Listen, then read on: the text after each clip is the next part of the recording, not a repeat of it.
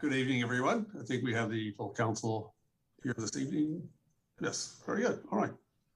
Why don't we get started?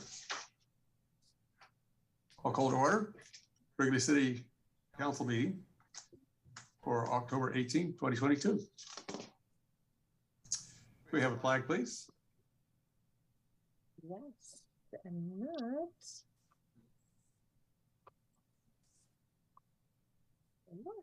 Please rise and join me in the Pledge of Allegiance. I pledge allegiance to the flag of the United States of America and to the republic for which it stands, one nation, under God, indivisible, with liberty and justice for all. Thank you all. Roll call, please. Councilmember Pierre Washington.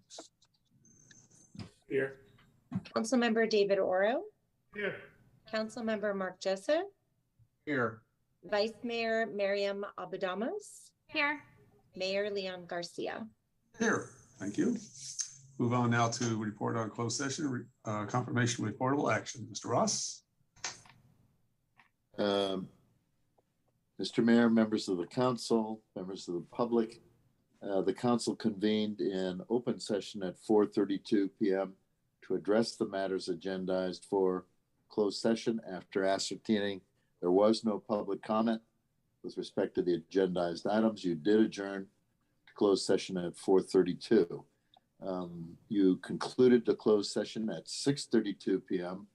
consistent with the provisions of Government Code Section 54957.1. I will prepare a written report upon closed session with one exception. I'd like to preliminarily note with respect to agenda item 2B, the litigation concerning the home key project in Vallejo, that the city would like to report that there's been a meeting between the vice mayor of the city of American Canyon, city manager of Vallejo, the assistant city manager, and an assistant to the city manager. And there's an indication to receive additional information from American Canyon on that project. Further describe that meeting and that communication in the written report referenced earlier. That would conclude the report unless there are questions. Any questions from council? Seeing none, thank you, Mr. Ross. Moving on to our agenda, we have public comment now on items not on the agenda. Public has a request to keep their comments to 3 minutes. Do you have anybody from the public wishing to comment? I do. I have Eve. Hi, Eve. Could I get your last name, please? Kahn, K-A-H-N. Okay, go right ahead. Good evening, and thank you for giving me the opportunity to speak. Good evening. Can you hear me? Yes, we can. Go ahead, please. My name is Eve Kahn. I'm the chair of Get a Grip on Growth, the co-president of Napa Vision 2050, and a member of the No on Measure J committee. It is my understanding that the council members were asked to remain neutral on ballot initiatives, a very wise decision to support a free and fair election. Sadly, this weekend, Mark Joseph did not follow this ask. He held a rally for his campaign and invited Yes on Measure J sponsors, who were there with large signs, handouts, and schmoozed the crowd. Other organizations were invited, but not the No on J committee.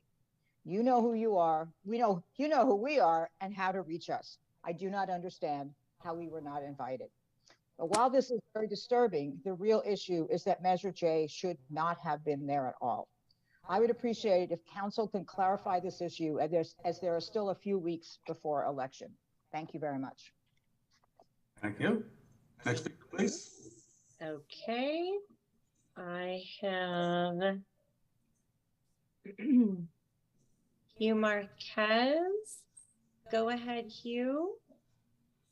Hi, council, mayor, council members. Good evening. My name is Hugh Marquez. I'm calling about traffic mediation of our streets.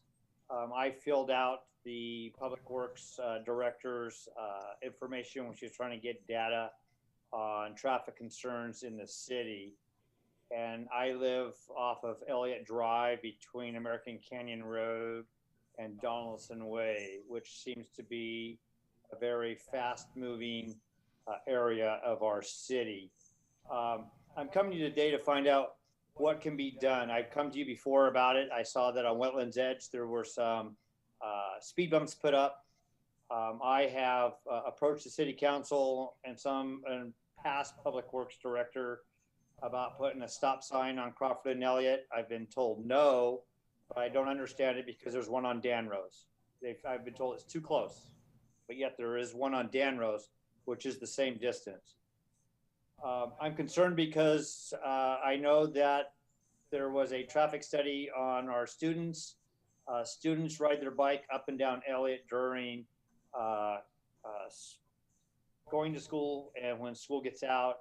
And during those times, this road is very, very fast with our local parents feeling that they can fly down the road as they with their children in the car. So I'm coming to you to find out if the city is going to implement a plan for individual neighborhoods to ask for or find out what is needed in order to implement speed bumps or even getting a stop sign to slow some of our traffic down. That is one thing I have a concern about. The other one is I see that there was some really nice road maintenance done up American Canyon Road by the high school, and that there's some of these outer neighborhoods have had some repaving, and I can't figure out for the life of me why Rio Del Mar still looks like a pile of garbage. I've asked you guys before about having that road fixed, and I've been told that there's sewage and other problems, and apparently it looks like that's all been done. So I'm trying to figure out why some of our older neighborhoods are not getting in our worst roads. As I see some roads have gotten repaved, but they definitely are not at the bad shape as Rio Del Mar is. Thank you. Thank you. Thank you. I have Karina Cervantes. Hold on just a moment. Karina, go ahead. Hi, it's Cerventi. I know, I usually get it right. Okay. Good evening. That's not part of my 3 minutes though. I counted it. I already started the clock. No. Oh. Thank you. So just like we have term limits for council, I wanted to bring up this and start a conversation on term limits for commissions. Both PCS and planning commissions should have term limits as well. I was told 17 citizens apply for the 3 spots for planning commission this Hello.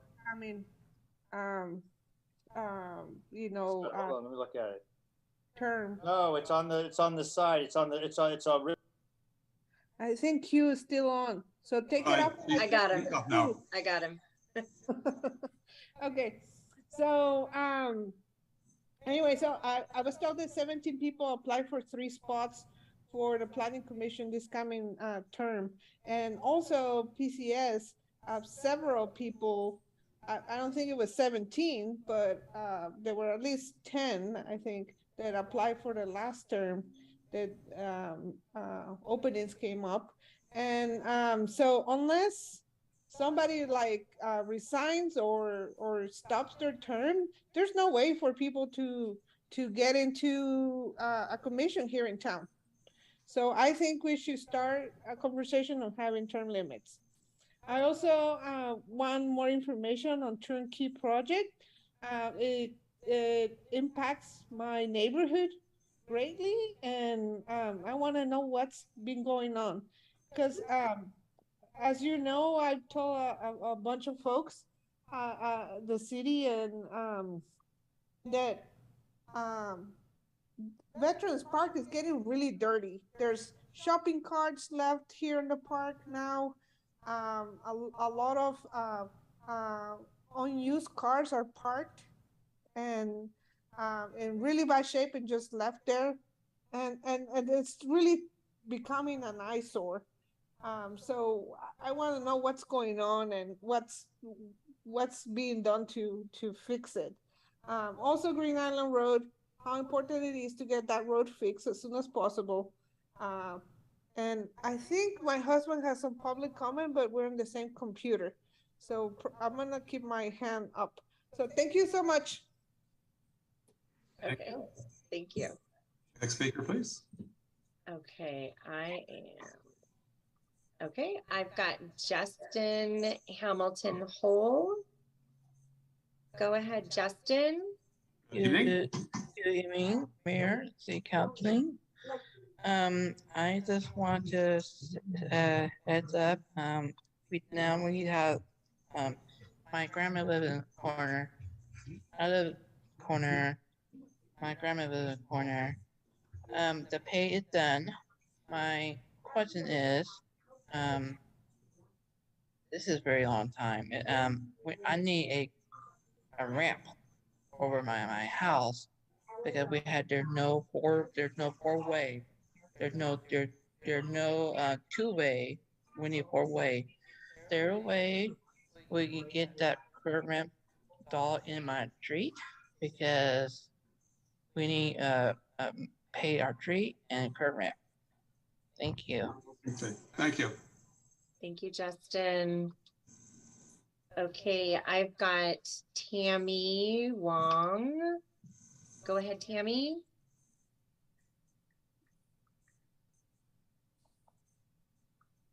She gone? Hold on, what happened here? Huh. Tammy, go ahead. Good evening, Mayor and Council. Good evening. I got a photo memory pop up from about a year ago when I had submitted pictures about the landscaping along Wetlands Edge Road for the linear path in the 500 block. And my neighbors and I had co-signed a public statement about it needing work. And I just want to follow up and say that the linear path looks so much better with all the trimming and maintenance that has been done. The wood chips look great, so much better than all the weeds and the bare dirt. We're very happy with it. We would like to see if we can get more information about how vegetation will be replaced. There's been a lot of removal and severe pruning, so there are a lot of bare spots. And so that would be great if there's some way we can be given some information. And I also wanted to follow up on Hugh Marquez's comment. I agree with him. We do need another forum on traffic calming.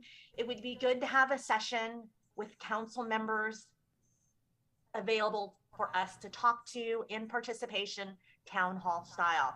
There was a traffic calming meeting, but there were no council members present, and the public input from the community was very limited. So it would be great to have another meeting and have further discussions on it. Thank you. Thank you. Tammy. Okay, I'm back to Karina's husband, Mr. Cervantes.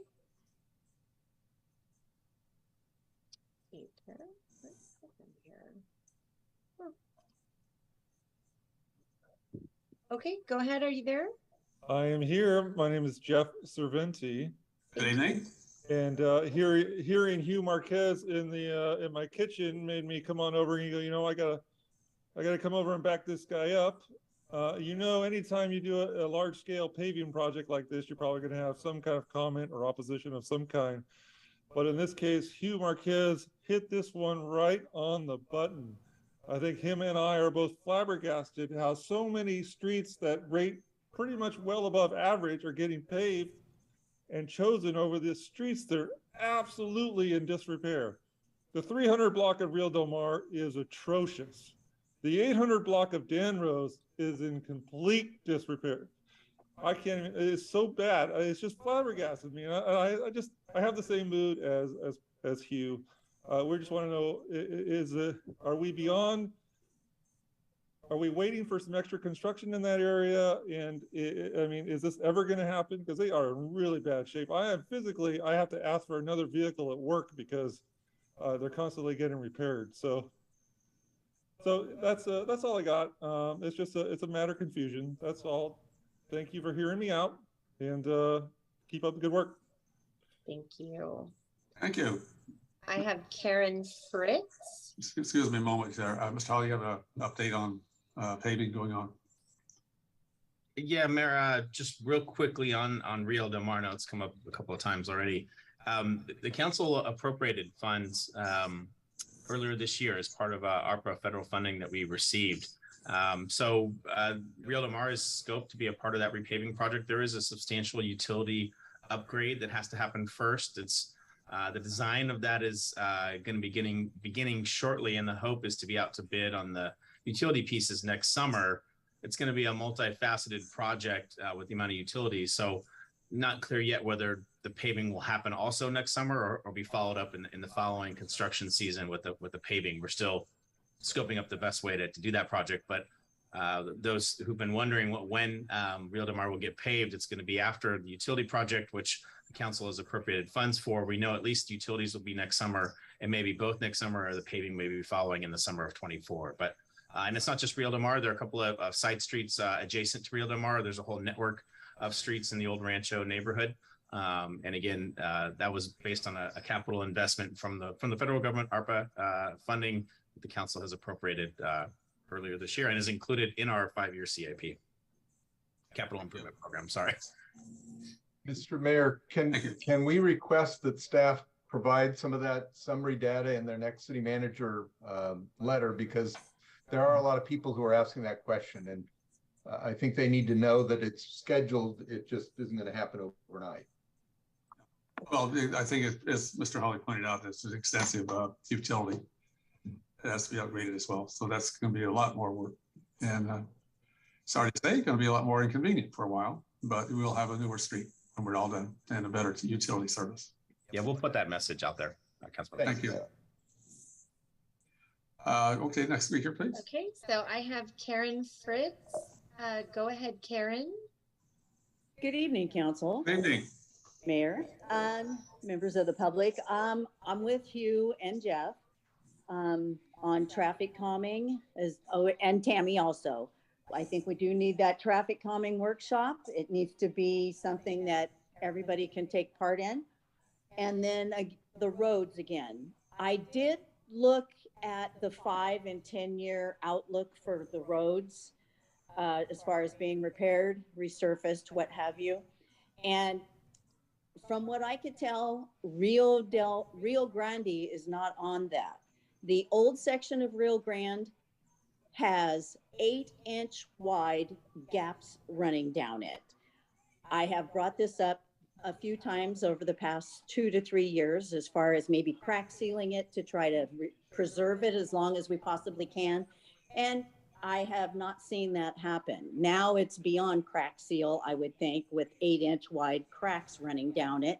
That's a very hazardous situation, especially for someone that's not even 5'2" and rides a motorcycle. If I get caught in that, it's not going to be a very nice situation for me. And being almost 70 years old, that even magnifies that. So that's my concern with roads. And also, I would like to throw in something we discussed 2 or 3 months back, our feral cat problem that is just exasperated in this town. It's just blown up. I think we need to go back and revisit that and see what we can do to help these people that are working so diligently to try to control them for everyone. And I think that's a very important issue as well. That's my comments for tonight. Thank you. Thank you. Next speaker. I have Beth Marcus. Go ahead, Beth. Yes, good evening. I just want to thank the fire department for holding their annual open house, fire safety open house on October 8th. And I thought it was really nice that they did a special thing from 11 to 12 just for the kids, because a lot of them showed up, and it was just an outstanding turnout. And I just want to give them kudos for doing that each year.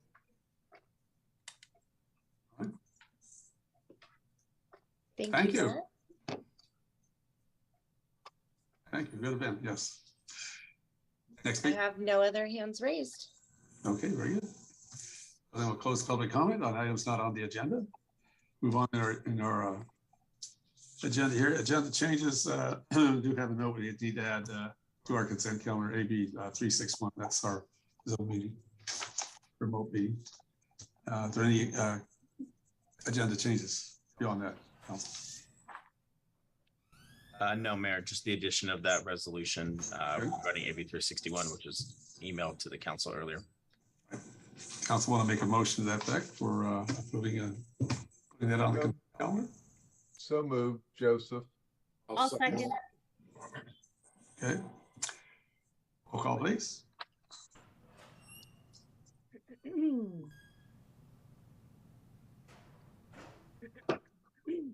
The heck? Sorry. It's so weird in here. I'm Zoom only now. Okay, Councilmember Washington, Yes. Councilmember Oro, Yes. Councilmember Joseph, Yes. Vice Mayor Abudamas, Yes. Mayor Garcia. Yes. Now with regard to the consent calendar, Council, any changes on that? Or is there a motion to approve that? I think that was the motion. No, the motion was to put AB. Add it. Consent. Oh, okay, then I'll make a motion. We approve the full consent with this additional item. I'll second. Roll call, please. Councilmember Washington, Yes.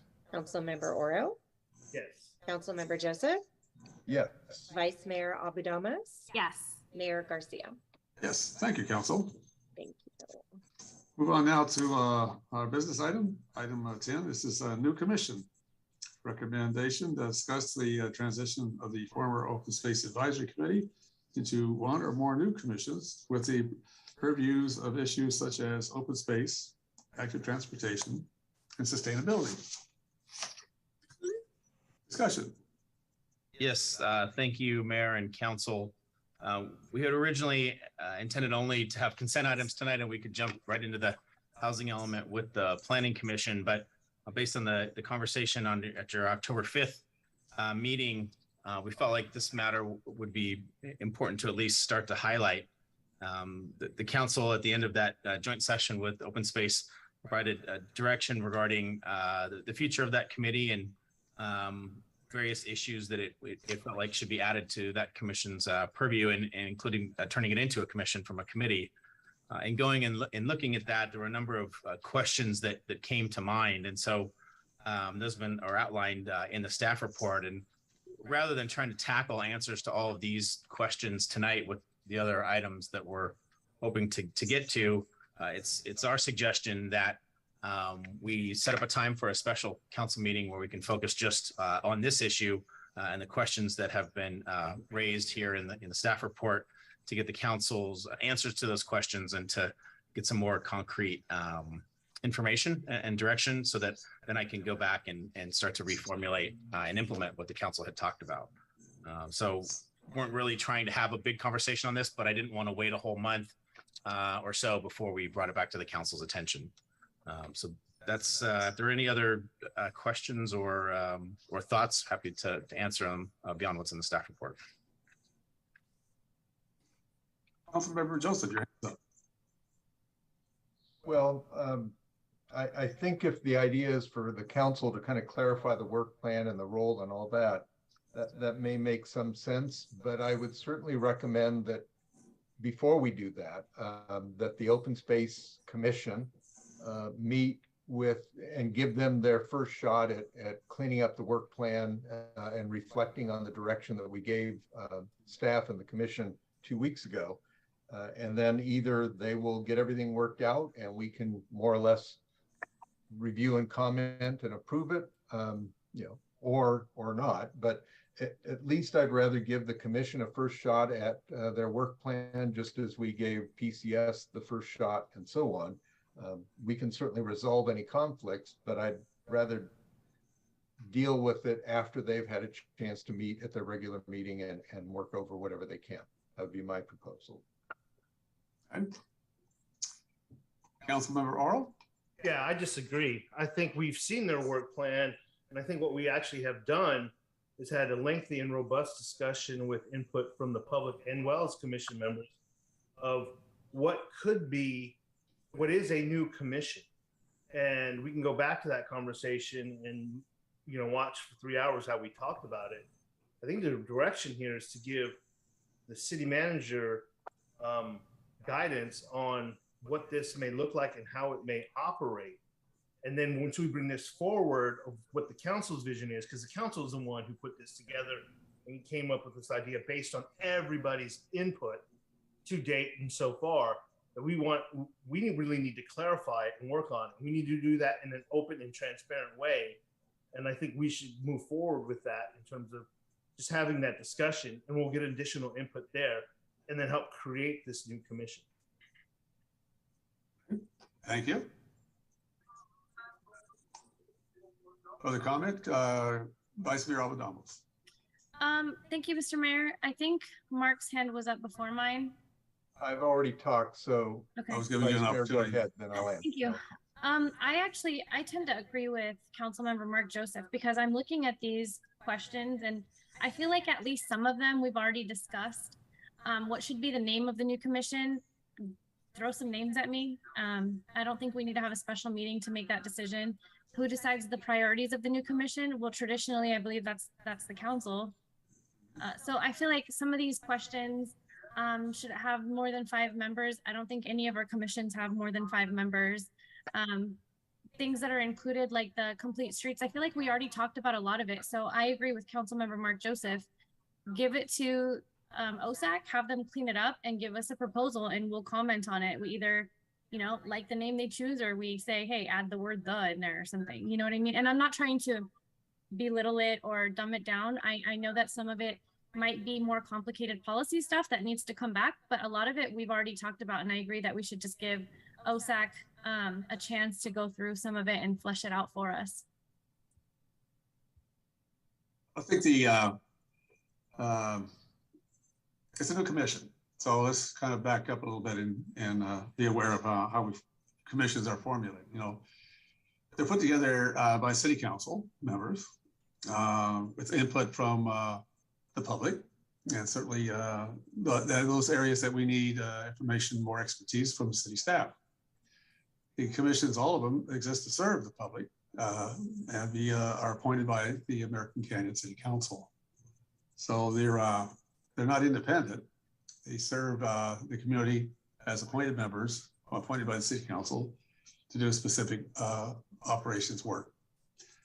For me, I think what needs more clarification in terms of a definition is what does open space mean with respect to work being done by this Open Space Advisory Committee? That would be part of a work plan. What does sustainability mean?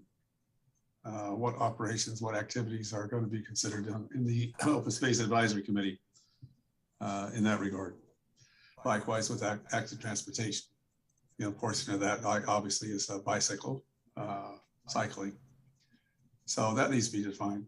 I think what is fundamental to any commission appointed by the city is its relationship to the work designated by City of American Canyon.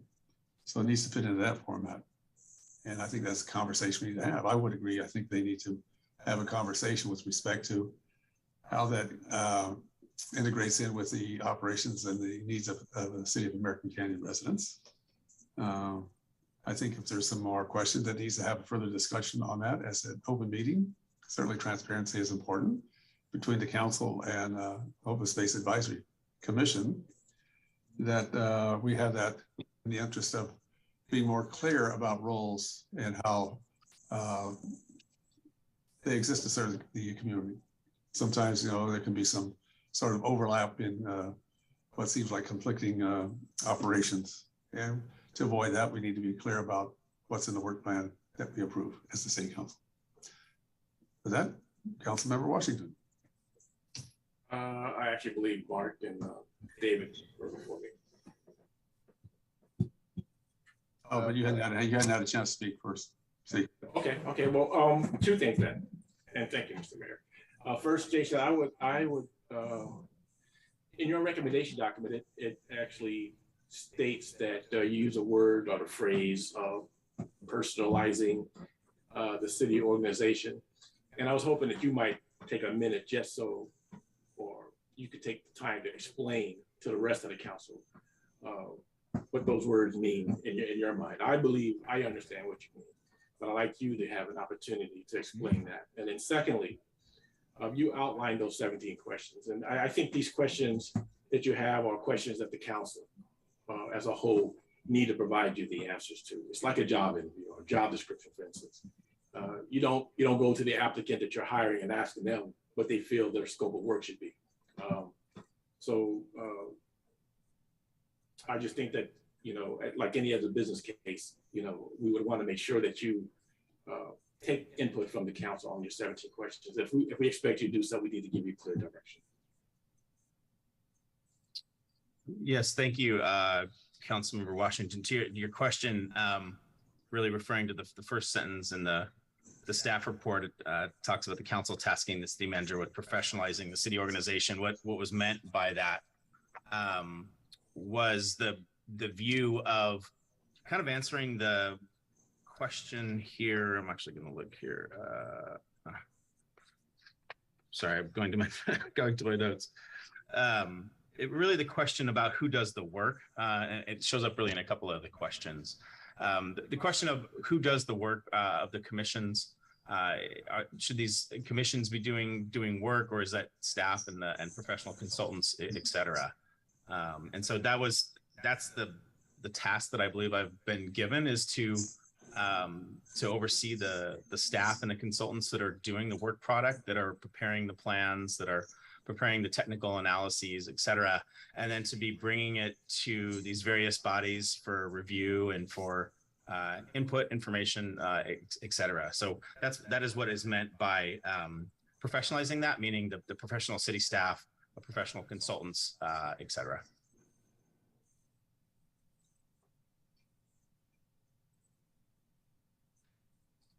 Hopefully that answered your question. Yeah, I did. Thank you. Okay. Councilmember Joseph. Okay. I suppose we are belaboring the issue, but 2 weeks ago, the council on a 5-0 vote made the following motion.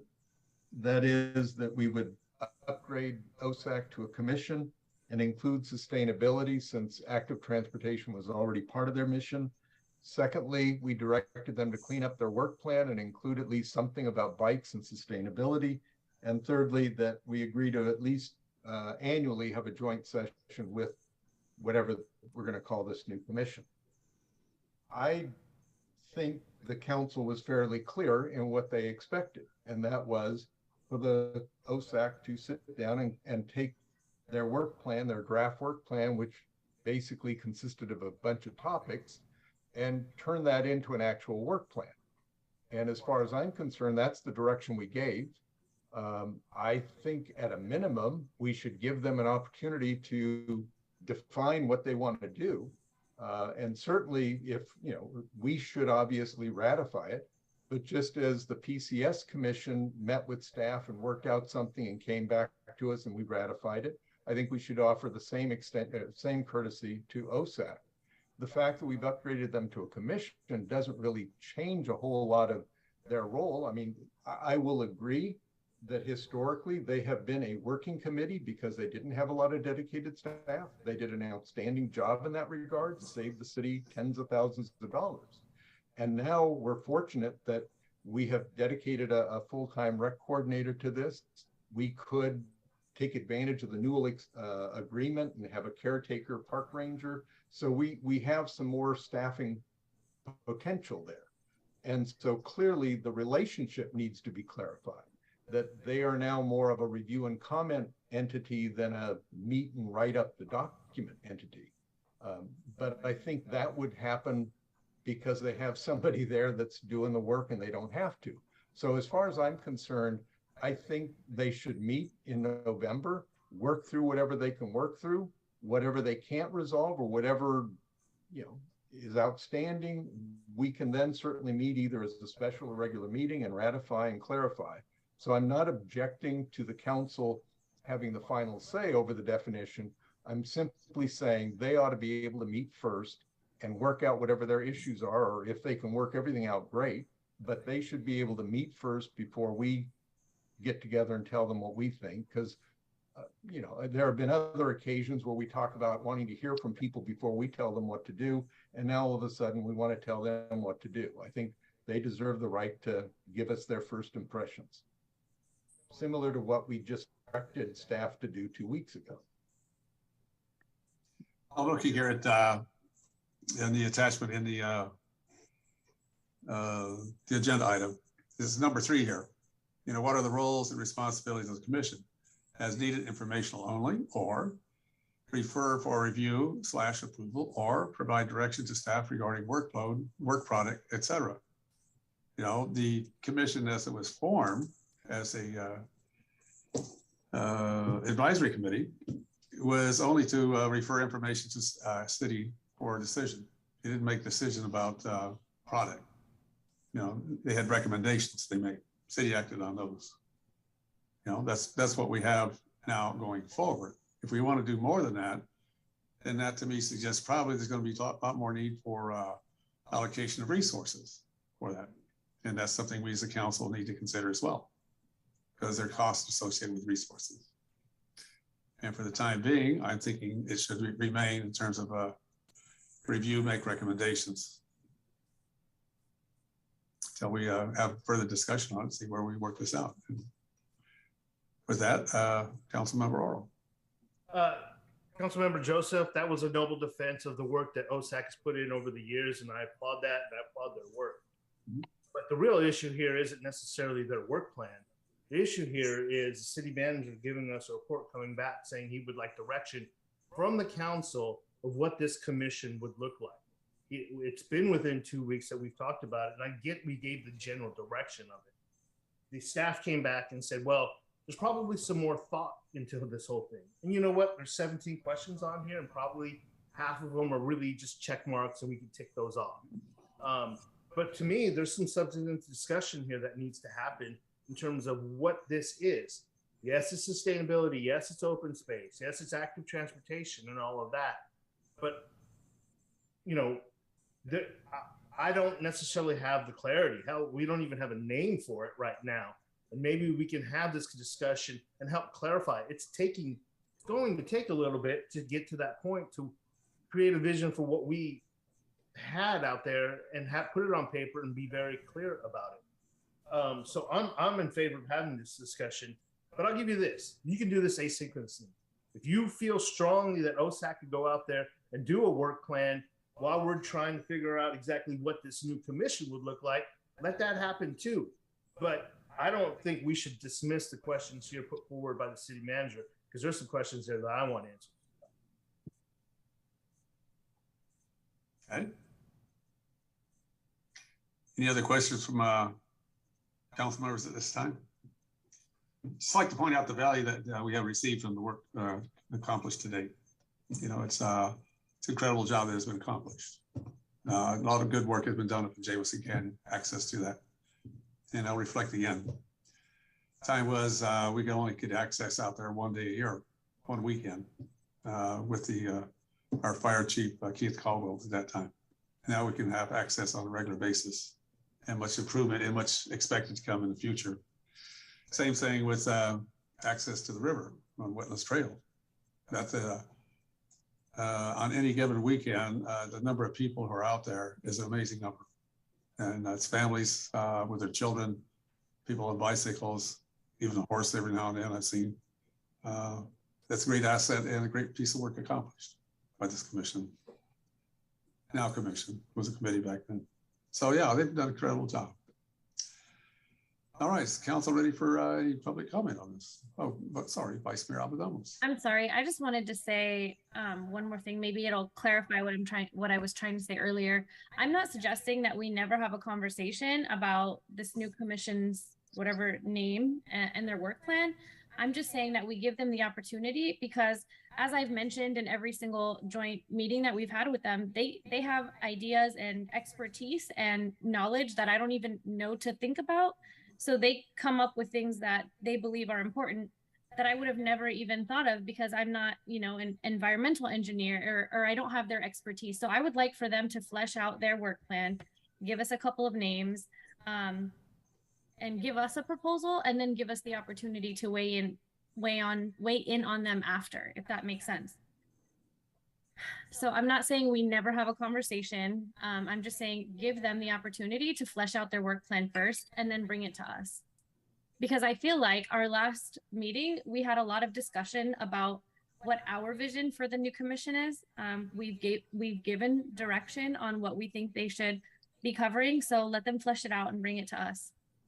And I feel like we've done that with staff on different things that we want to happen in the city. We have staff, come back with 3 options and, give us something to work with. So I'm just saying we allow them to work on it first and then come back to us.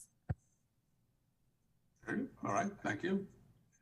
Councilmember Aro, before we go to. Just one last comment. Sure.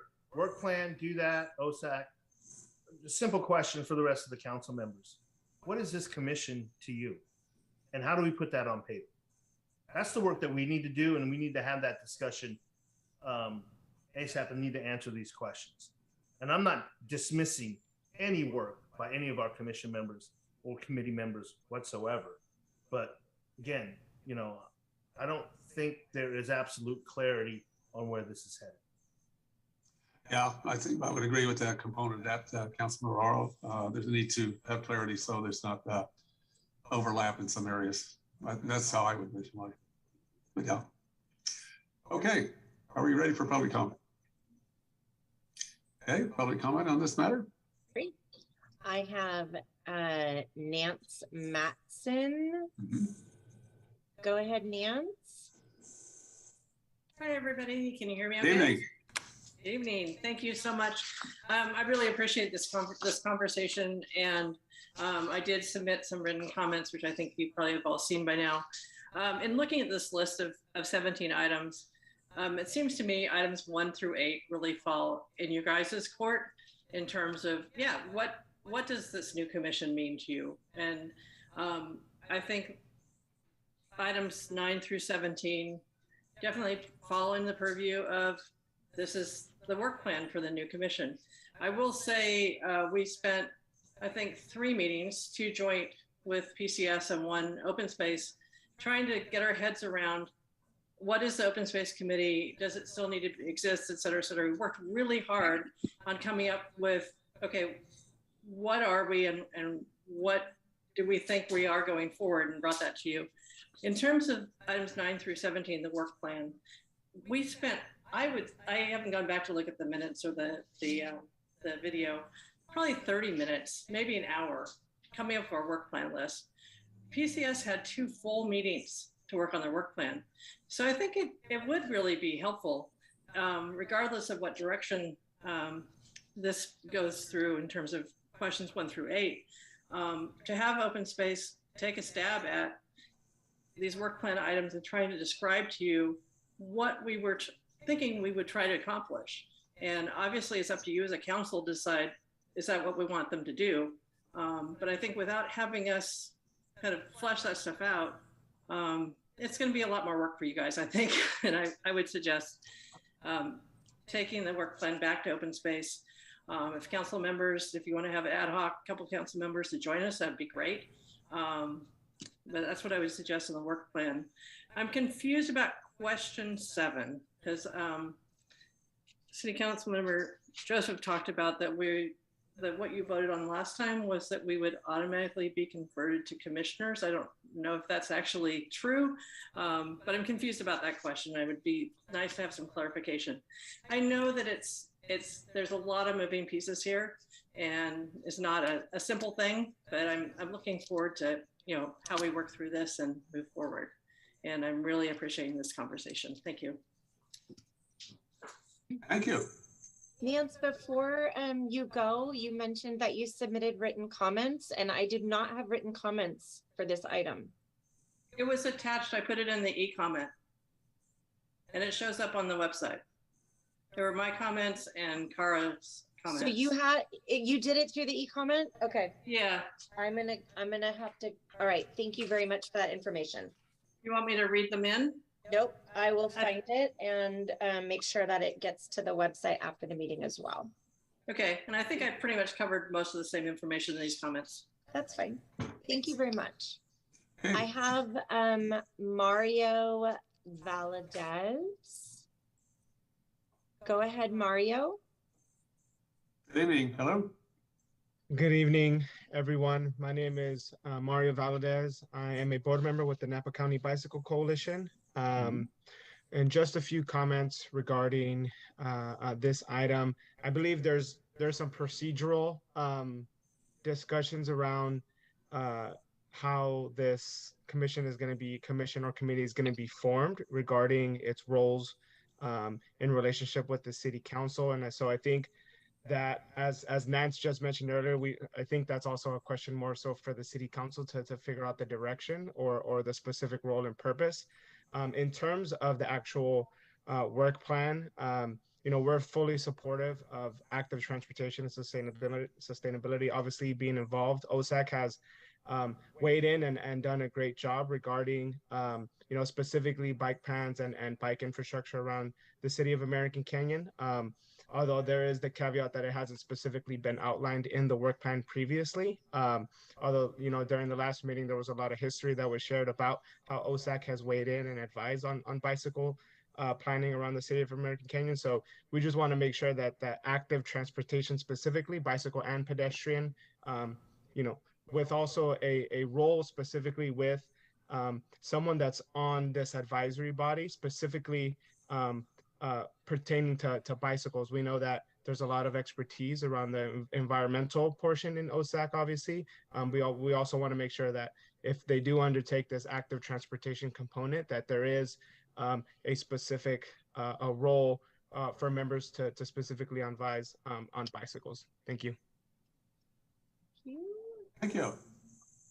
Okay, I have Carlotta Stainato. Go ahead, Carlotta. Hi, this is Carlotta Sainato, Program Manager with the Napa Bicycle Coalition. Good evening. I think our board member, Mario, who just spoke, really covered kind of our comments very well. We submitted written comment, and so I'm not sure if that went through, but we did submit written comment, and I think Mario pretty much covered what was in the written comment. A lot of the questions that were put forward are certainly standard and important as this committee evolves. We want to emphasize, like Mario mentioned, including active transportation as a holistic concept as part of this work plan, and including public works in this committee to make sure that that active transportation component really has communication to city staff. We would be interested in seeing a member to the commission who has expertise in bicycle concerns and bicycle topics, just due to the nature of the technical and evolving nature of bicycle infrastructure and issues. And I think that as the committee has mentioned that as the council has mentioned that this committee would be more of an advising committee than a doing committee. So I'll make sure that the written comments go through, and thank you for including us in this conversation. Thank you. Another speaker? Let's see. There are no other hands raised. All right, thank you. We'll close public comment at this time. Return to council for their discussion, desired action. I think this last piece on bicycles alone. There's a component also with active transportation belongs with the planning commission. We're building a new area, we have new streets. But as I see it, the expertise can be gathered with the new commission, OCS, or whatever it gets renamed to. it would provide some level of expertise to the benefit of, say, planning commission in terms of their decisions regarding how we have safer streets, how we have better opportunity for commuting or recreation with that regard. If I have that correct. Councilmember Joseph. Yes, we have a joint session with the Planning Commission that's supposed to be the primary focus.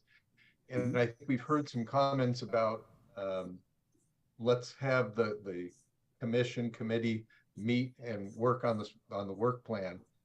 So my thought is something that Councilmember Oro brought up, and that is let's go ahead and schedule a special or regular meeting with the council to kind of clarify some of the high-level roles and responsibilities, but let's do that after Open Space has had an opportunity to meet and work at least through the work plan, because as Vice Mayor Abadamas pointed out, that's their expertise. And I don't know if it makes sense for us to try to define their work plan when it should be them defining what they can do and not do. So with that in mind, I'd make a motion that we schedule another council meeting on this subject, but only after OSAC has had an opportunity to meet and craft a work plan, or at least a draft work plan that's in more detail than what we've seen. That's my motion. I'll second. Okay. Is there a substitute motion? Yeah, I will make a motion to actually do this asynchronously, where the council meets to provide direction to the city manager of what this council would look like. And the reason being is, you know, they can work on their work plan, but there's no vision from the council of what this commission should be. I think it's the opposite direction, actually, of what this is. So I'm going to make a motion, just out of fairness, to keep things moving, to do a meeting in tandem while they're working on the work plan, and then we come back later and meet with them. So I think we should clarify what this commission is like first, and then meet with OSAC on their work plan. That's my motion. I will second that motion. Motion So second. we have to deal with the first motion first. I think we deal with alternate. We already have a motion and a second which was Mark's, unless we want to edit that motion if we're all on the same page.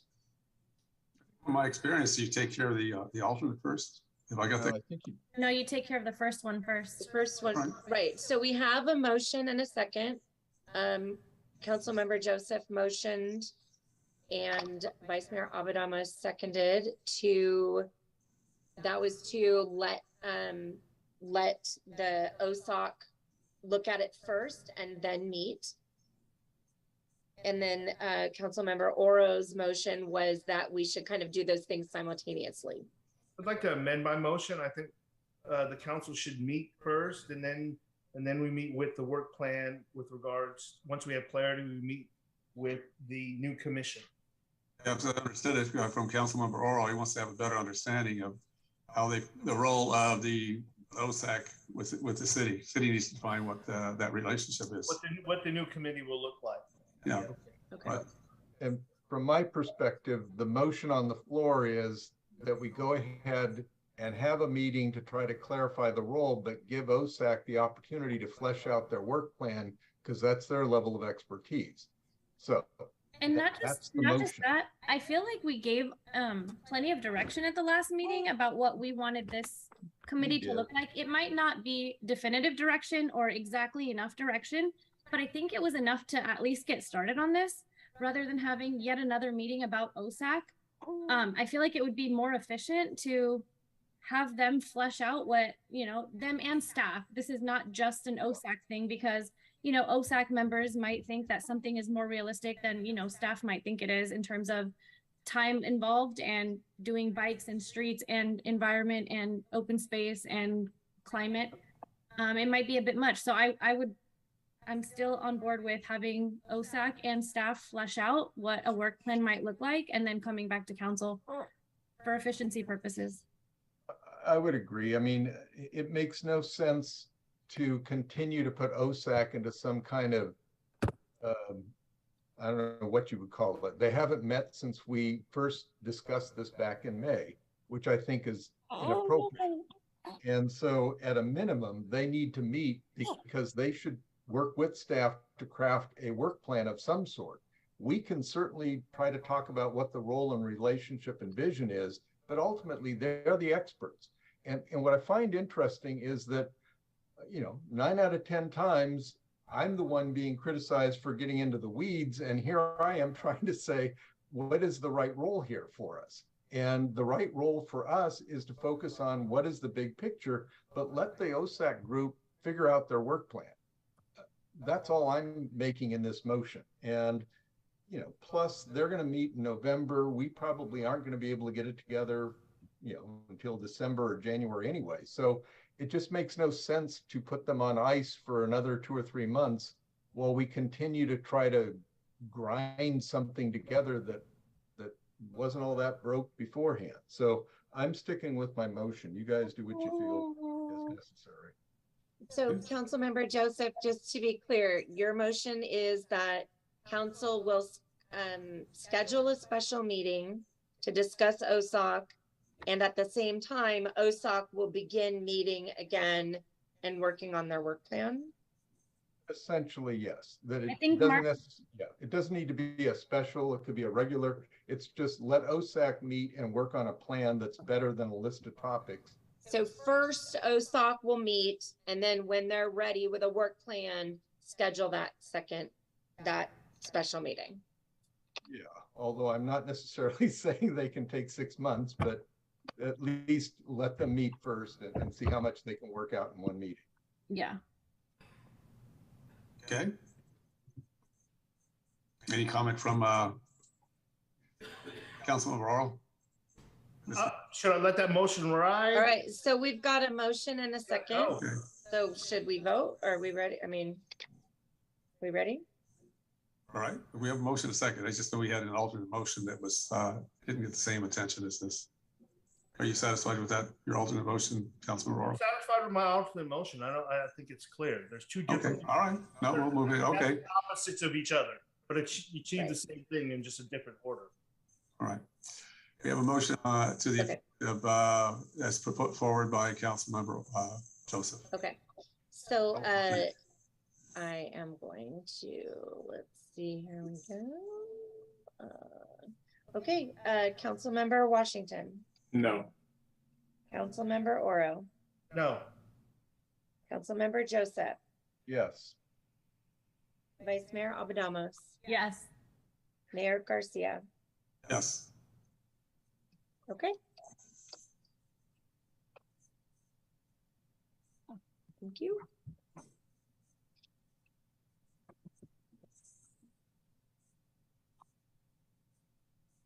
All right.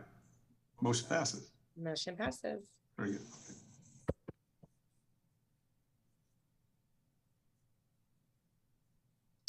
Thank you, Mayor and Council.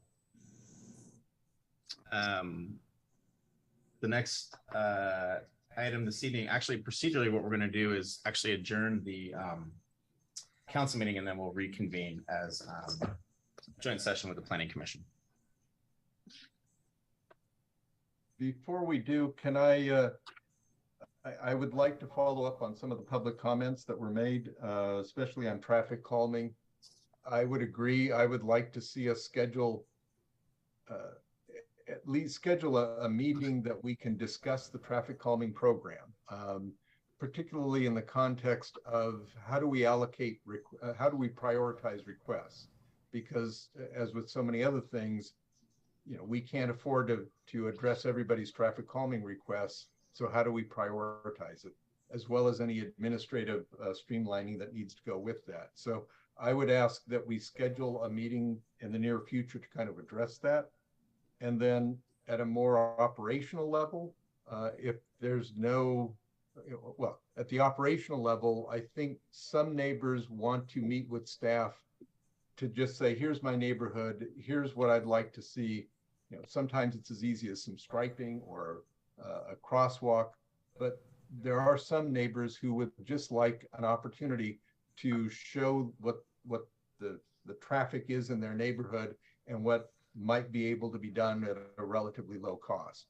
And assuming that that is in the purview of a resident and staff, you know, if I can get that confirmed, then I can go back to them and say, look, you can reach out to staff and ask for somebody to come out. Councilmember Joseph, you're actually requesting a future agenda item, are you?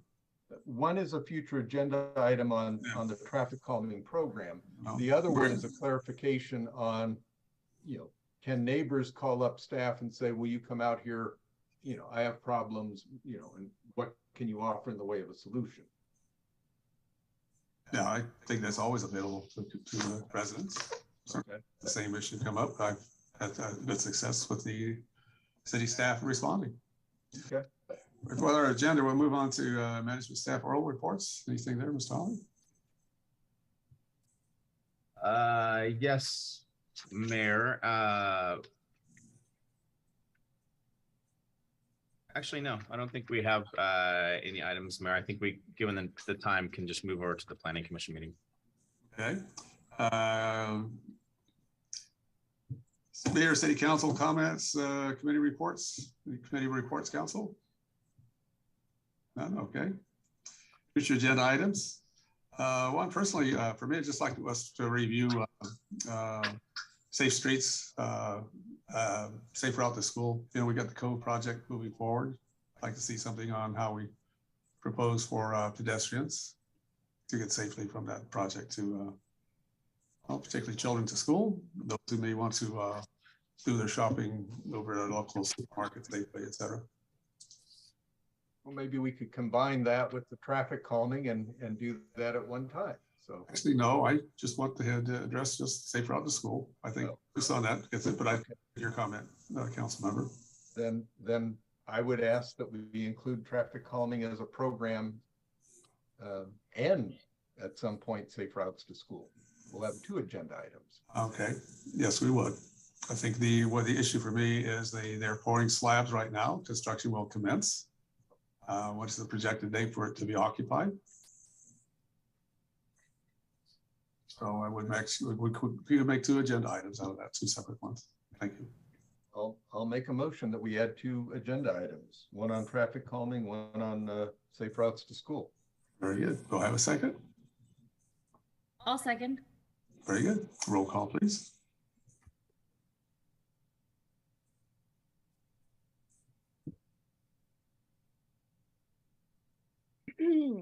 Councilmember Washington. Yes. Councilmember Oro. Sure. Councilmember Joseph. Yes. Vice Mayor Abdamos. Yes. Mayor Garcia. Yes. Thank you, Council. Mr. Mayor, if I may, you whizzed through council reports. I don't have a full report, but I just wanted to update the council on something, if that's okay. Sure. Tomorrow is the Cal LAFCO conference, and I will be attending until the end of the week. I'm super excited because I haven't been to a LAFCO conference yet, and I know there's a lot to learn. So I'll report back when I get back. Sounds like it's gonna be very educational for you. So good thing. Yeah. We look forward to your sharing information for us. And Mr. Mayor, I just want a quick shout out for tomorrow evening from 6 to 8 at our public library. Napa Valley College and the Arts Foundation is hosting a Filipinx art and history event. No, Kasaya. Yeah, I can't pronounce it correctly either. Okay. Well, that group is having a meeting at the library tomorrow between 6 and 8. Please be there. Very good. Thank you. All right. So for our agenda here, let's see, we have some future agenda items on note from Mr. Holly. We're going to do adjourn of a regular city council meeting at this point, and we will convene open session, joint city council and planning commission meeting. So we are adjourned from the city council meeting. We will convene. Process, is it the same Zoom link? I don't know if I have the other one. Everyone can just stay on. Everyone can stay on. We're going to promote them as panelists. I'm going to move the panelists over. Thank you. Could you please raise your hand if you belong? I do know your names, but it'll be faster if you could raise your hands. Thank you. We will now convene as a Open session, joint city council, planning commission meeting.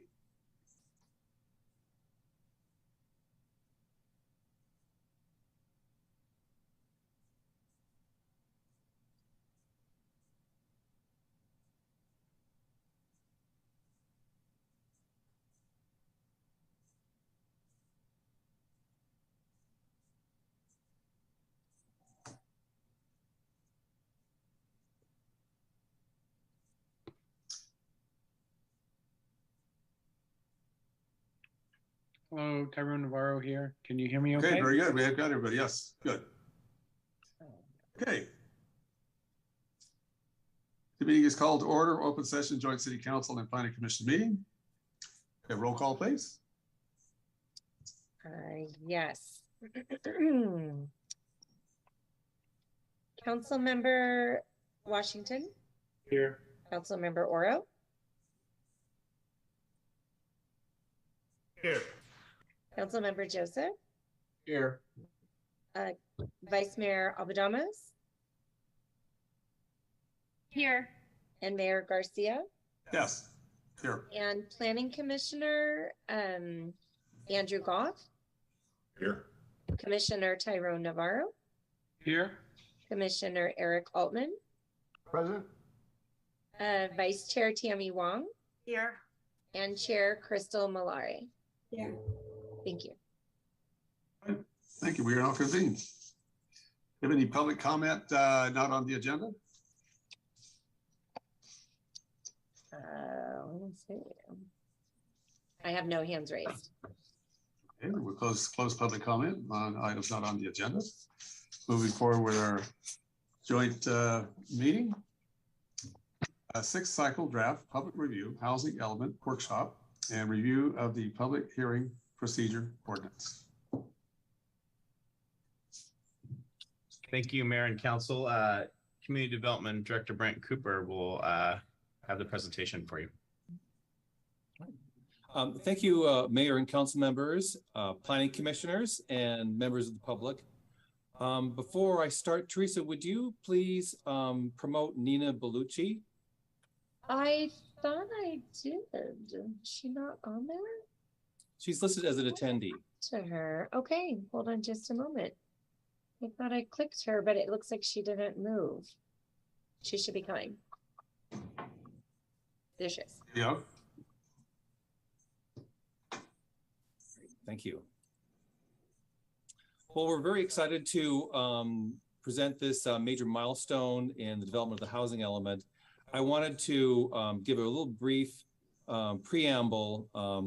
We're very happy tonight to have Ryan Lester and Nina Bellucci from Rincon teaming up with Mintier Harnish as our consultants for the housing element. And they'll have a presentation for you.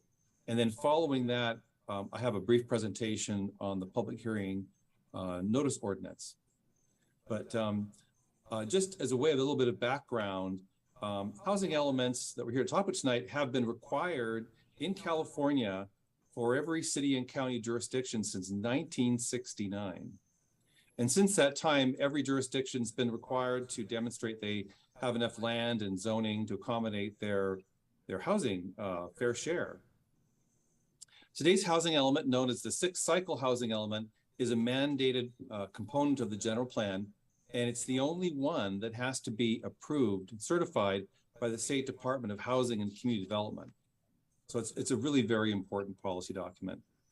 So it might come as a surprise with all of these policies that in spite of 50 years of housing policy, California's housing grows more acute. And so, you know, the question is, what's the cause of that? And in response, the state legislation has been adopting more and more housing policies. In 2017 alone, they adopted 15, and many of them are reflected in the housing element. So this time with this latest cycle of housing element, they're much, much more robust than in previous versions. But when you look at the 540 cities and counties throughout California, it's no secret to any of us that American Canyon is a very special and unique place. And in our city, All 38 housing element policies have been accomplished, and the regional housing needs allocation, our fair share of housing in the city, has been exceeded by about 68%. So you think about all of these cities in many, many years creating plans, how many of them have a track record like American Canyon? It's very, very few.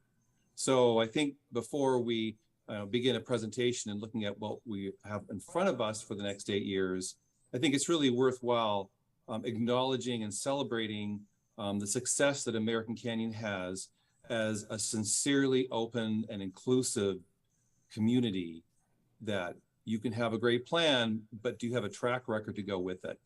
And we're one of the few cities that can say yes. So with that, I wanted to turn it over to Nina and Lester, and they can run you through what we have coming up in the next housing element cycle.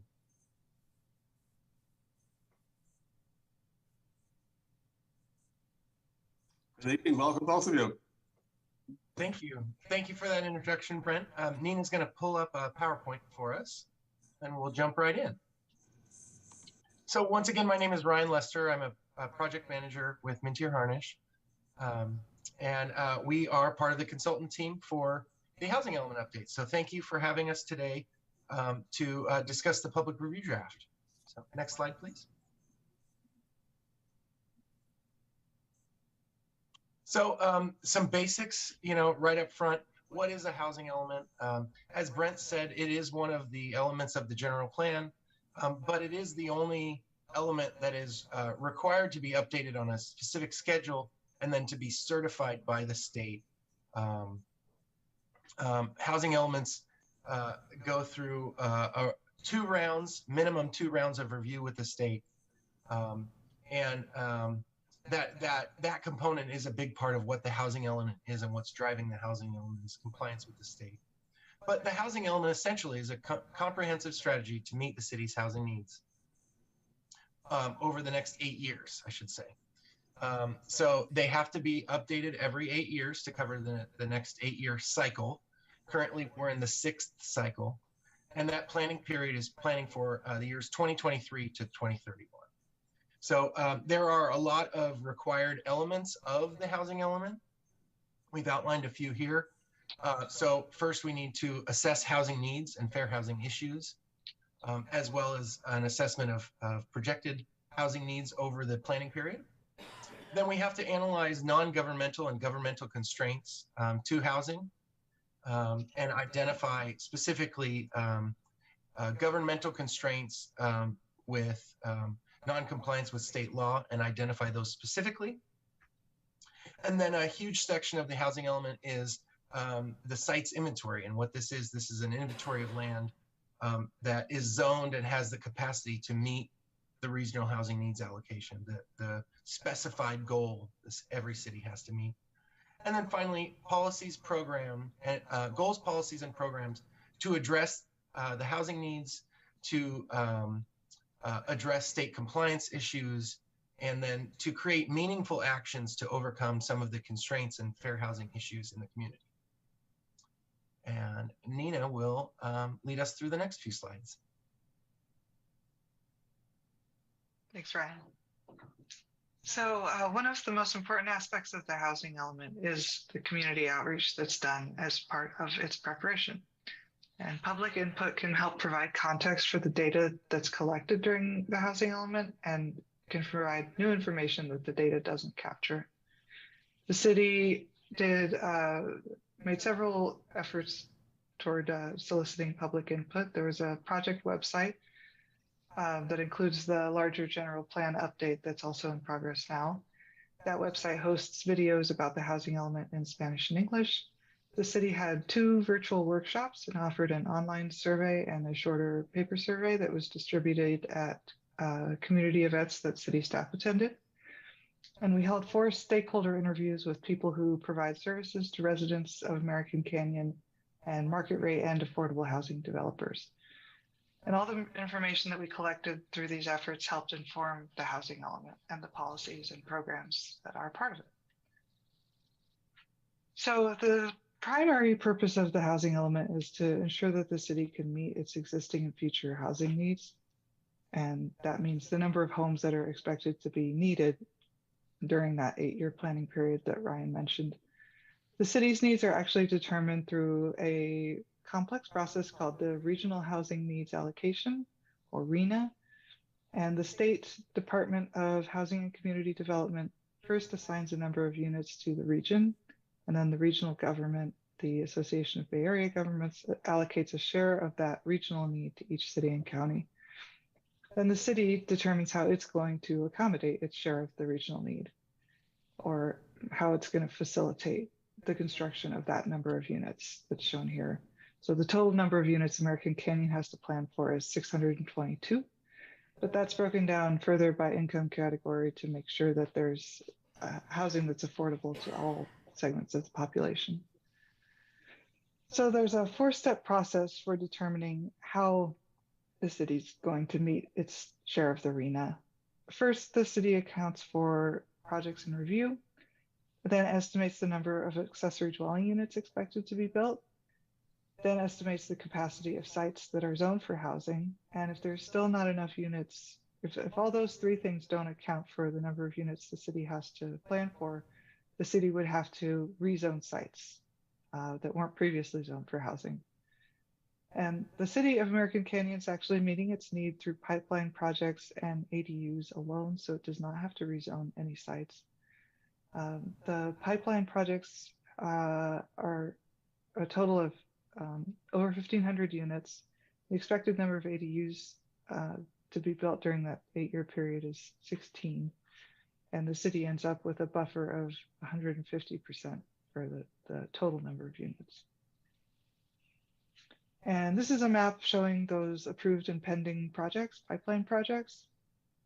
They're fairly well distributed throughout the city, though not entirely, but those are the, I believe, 12 projects that are in the pipeline that are counting towards the city's RHNA.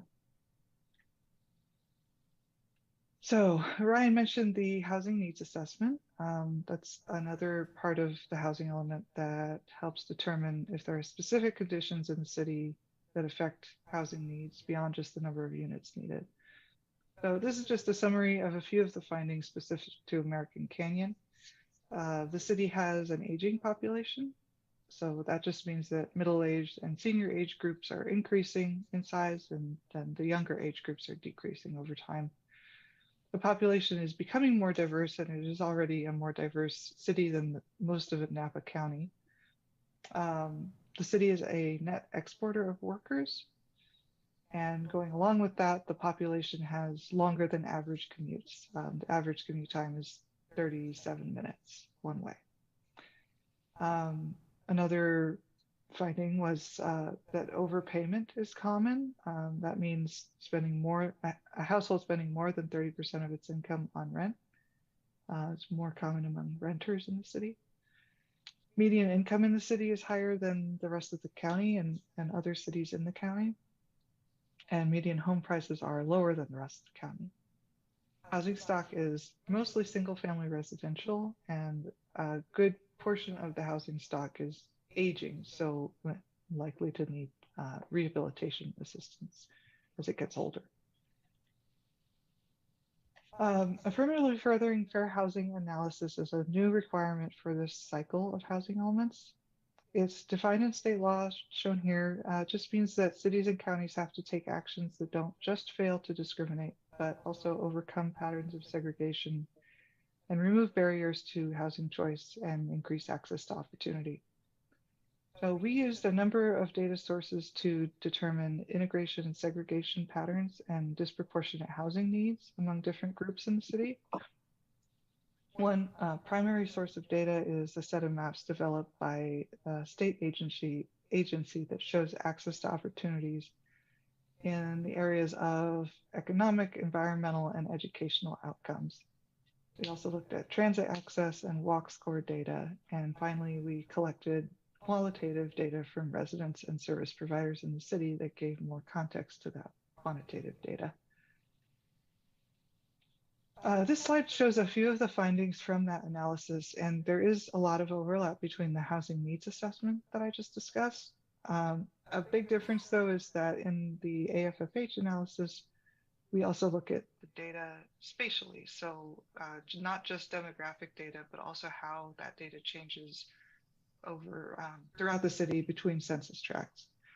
So, for example, in terms of race and ethnicity, the city is diverse, but it is also integrated. So there were not significant differences in populations between census tracts. We call linguistic isolation in the city. There was some evidence that residents aren't aware of their fair housing rights, so there's a need for continued outreach and education, something that the city is already doing as part of its normal operations. Most of the houses in American Canyon are single-family homes, which tend to be more expensive and can limit housing options for lower-income people. Lower-income homeowners need assistance to maintain their homes, like I said, rehabilitation assistance for an older housing stock. There's funding needed for building affordable housing, which is true nearly everywhere.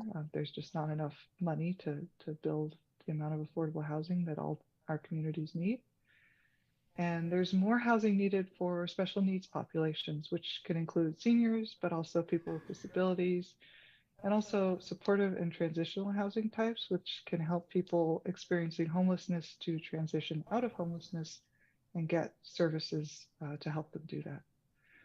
And finally, transit access is limited in the city, and pedestrian amenities are inconsistent, is what people told us. So there's a limited non-vehicle transportation options. Okay, and then I'll jump back in here to talk about the policy document. So like any other element of the general plan, the housing element has a policy document that holds the goals, policies, and programs. The city's policy document, existing policy document, was really robust. You had a lot of great programs that we've continued in the sixth cycle. With continued programs, we want to make sure to add new actions and objectives that make meaningful impacts to the community. HCD likes to see additional actions and objectives included in any continued programs. They tend to dislike seeing the same program continued exactly as is. So we've done a number of updates to the actions within the existing programs. But then there's also a few new programs that we had to add in this round. So first would be a program committing the city to zoning code updates to address identified constraints. These are mainly for consistency with state law. So on the topic of density bonus or accessory dwelling units, the city and other topics, the city needs to update their municipal code for consistency with state law. And then we have a program to evaluate zoning standards and to modify them to address any identified constraints. And this is related to parking standards. This was some feedback that we heard and we needed to respond to. We have programs to seek additional funding, both for in support of affordable housing and affordable housing production, but then also in the way of a homebuyer assistance program to increase housing mobility throughout the city. And then finally, we have a number of actions, objectives, and even a few new programs that were created to address fair housing and fair housing issues, and really to ensure access to opportunity as well as housing choice throughout the city. So funding affordable housing throughout the city, encouraging NVTA to improve public transit, and actually committing the city to engage with them in doing so specifically, and then to work to improve pedestrian and bicycle infrastructure. So as I said, most of the programs are existing programs that we've tried to add new meaningful actions and objectives to. And then these are a few of the new programs that we've included in this cycle. Next slide, please. So quickly, I just want to go over next steps in the process. So we're currently in the public review stage. That's a 30-day review period. And then we have to take 10 business days to actually respond and revise the document based on any comments that we've received during that public review period. Then following those revisions, the housing element gets submitted to HCD for the initial review. This is a 90-day review. And how this works is 2/3 of the way through the review, the reviewer will actually contact you and have some informal comments and give you an opportunity to speak to those or to address any shortcomings based on those comments in an informal manner, and then to revise the document and resubmit within that 90-day period before the official letter comes out.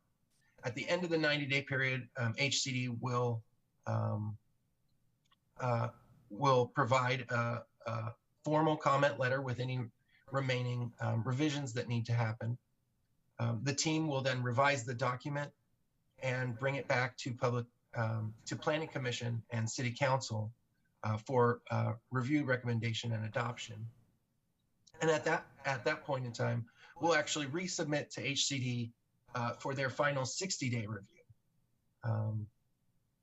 After that 60-day review, again, we'll have an opportunity to speak to any questions they may have, and then to provide any minor revisions. But the goal is to have a certified element in that second 60-day review. I will say that in the 6th cycle, the state has taken review very, very seriously, and sometimes may even come up with new comments between the 90-day review and the 60-day review. So we have seen that in the 6th cycle, having multiple rounds of review, even beyond the initial 2, is not uncommon. We feel very confident that we can do our best to get everything wrapped up in the 2 reviews provided, the 90-day and the 60-day. But we do like to let clients and cities know that the state is taking review very, very seriously. So with that, just thank you for having us today. Thank you for listening to our presentation, and we're here to answer any questions you have.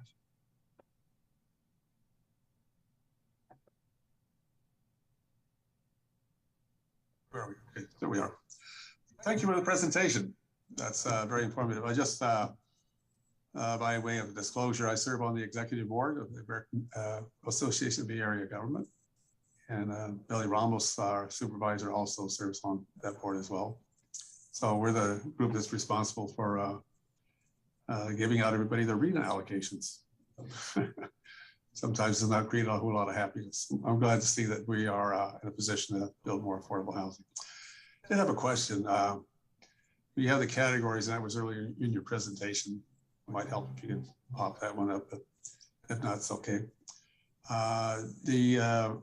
What qualifies as low, very low, it's area median income.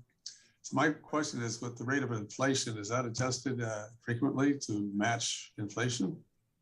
That's actually going to be a question for me in the next ABAC board meeting. So if you're at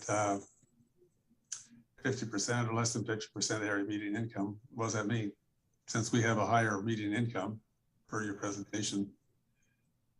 Right. No, I'd be happy to answer that. I didn't have I don't think I had the range of incomes on the slide, but it is adjusted annually by the state. It depends on, the state is setting those numbers for this process. Well, mine would more reflect, and I don't know if you would have an answer for it even, but with the cost of a housing going up, meaning rental housing even, and wages haven't accelerated to that level either. So what qualifies somebody for very low income? There's a section of Watson Ranch development that is for very low income, and a section very low income. Those probably are the most of the workforce in the area. They're making something like $20 an hour or less, and just want to know how they adjust that. So for population, I don't think I have an answer, but I'll ask it anyway. I don't know the specific. I don't know the income level, if that's what you're asking. Mayor Garcia, I guess in general, every year there is a survey of the area median income in Napa County. And so each of the income categories is pegged to a percentage of that median income. So, incomes, inflation, there's, I guess an indirect connection. A lot of times inflation exceeds wages, sometimes wages exceed that, but they're all pegged to the actual income. So in the case of homes that are restricted to people of low income, then the rent is pegged to the income.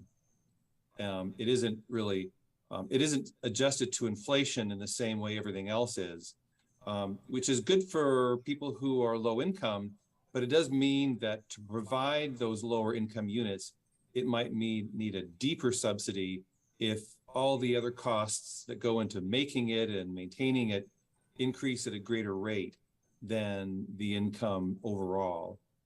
So it's kind of a balance of the two. Yeah, that's something that's struggle also for not only for cities, but landlords and wage earners. When do we expect them to review that again? Or they've done it already for 2022, right? That's correct. It generally comes out in the spring of each year. Okay, all right. No, I was just getting comment about, rents going up, wages not following, and inflation is clearly an issue we're dealing with nationally. All right, well, very good. Appreciate the presentation. Thank you. With that, Councilmember Joseph. Yes, and I appreciated the presentation as well. And I want to compliment staff in reviewing the document of all the outreach efforts and the focus group interviews. I think that's important because I think it gives us better information to gather our housing element. The other question I have, because what's really exciting to me at least, is that we appear to have enough product in the pipeline to meet our RHNA numbers with a little bit to spare.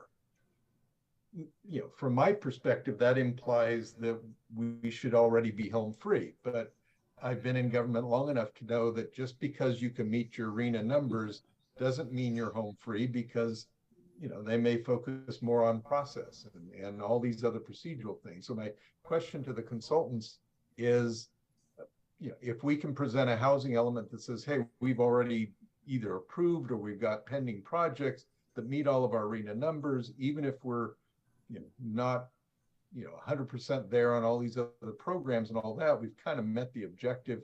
Do we get any get out of jail free points for that? If that's a concept?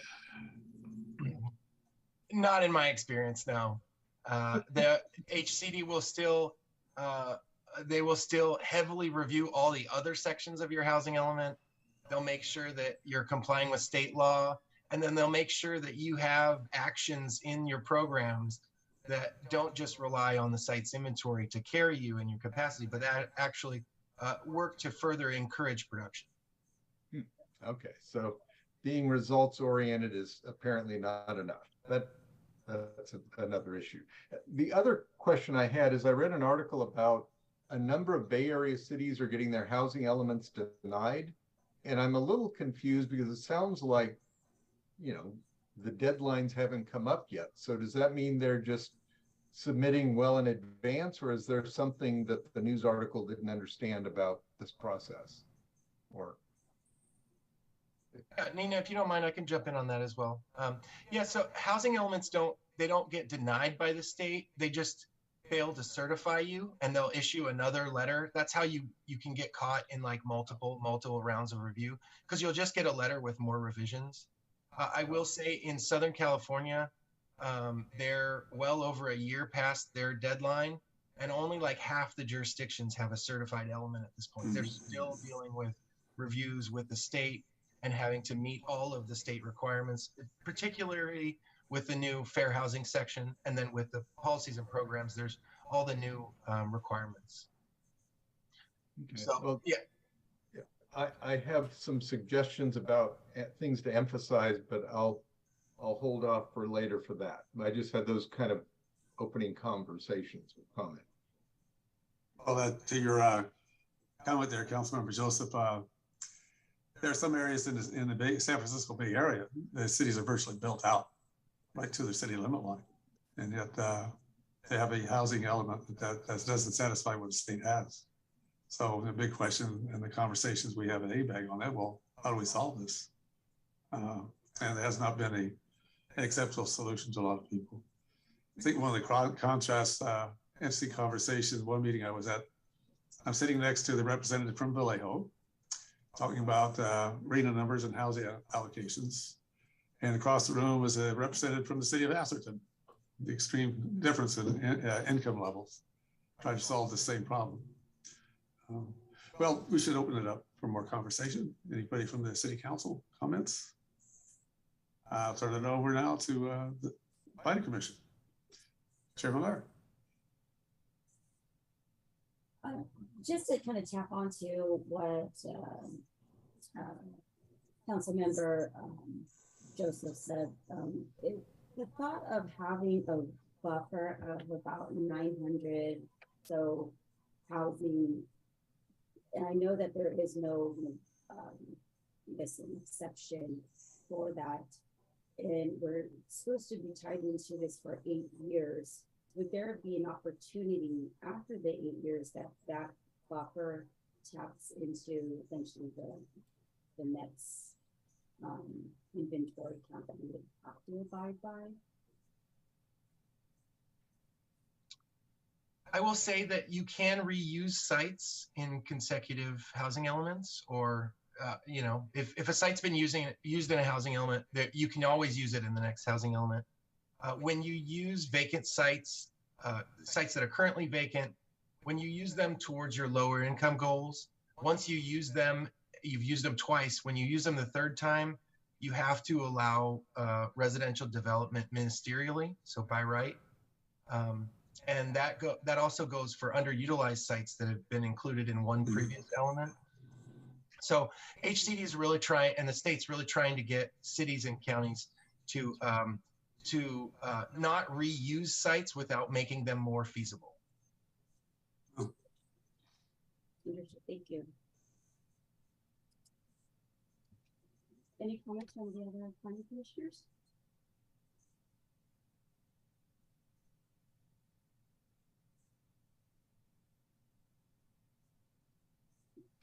I think further from the planning commission. So American Canyon is very fortunate. We'll start there. We have the land to build housing on. And other areas, other jurisdictions in the county are more constrained, certainly the agriculture limitations on city expansions. And I don't know how we solve this in the county. What's representative of the lack of housing is the 50,000 cars a day, literally that's the number, goes through American Canyon north. A lot of that goes up toward Upper Valley there with, well, it's the hospitality industry workers. What do they make an hour? Agriculture workers, winery workers. And that's representative to me of a lack of housing and north of American Canyon. On the other hand, areas are constrained by their city limits and the agriculture limitations on expansion. So how do we solve this workforce problem? You know, housing certainly is the issue. Just you know, was approached recently about trying to find an affordable house for a new family moving into town. Would be an apartment, obviously. So the other piece that's tied to it, I've tried to have more conversation about is transportation. You know, if you can't build the houses, you need to get people from where they live to where they work. Some areas now are hour-and-a-half commute. Modesto, I was shocked to find out how much they had grown in 10 years. It's South Bay traffic, it's the workforce. There's a section of, I remember seeing one map, South San Francisco has been a community of a lot of small, lower income. That's the workforce that works in, say, downtown San Francisco largely. A lot of families have been there for ages. And now many have been displaced out of the Bay Area by cost of housing. So housing has an issue about impacting communities in terms of the relationships with extended family living nearby each other. We're fortunate in American Canyon, we still have the capacity for that. So those are other human factors related to the housing element, not just cost of the house and where to live. Yeah. And with that, I think it's the Tammy Wong chairs. You want to take this part, President Hill? Sure. Thank you. Tammy, I think what we do is I take care of city council, raise hands, and Crystal can take care of planning commission. If not, you can delegate that to me. Perfectly fine. Thank you, Mayor. Vice Chair Wong. Thank you. I was struck by a couple of the items noted in the presentation as it relates to some topics at earlier council meetings, specifically regarding active transportation and the fact that that role may now be part of open space. And also the work that I've done with the ad hoc climate committee. I was struck with a couple of things that 11% live with one or more disabilities. And I think it noted that walking is a common disability. And it also talked about limited options for non-vehicle transportation, walking, bicycling, transit. This information is very important, I think, and especially when we get into our active transportation as a focus of a new committee. So I was wondering how this information can be shared with our new committee before, you know, it comes out in its final form. Is there a process for sharing information that's like this with them?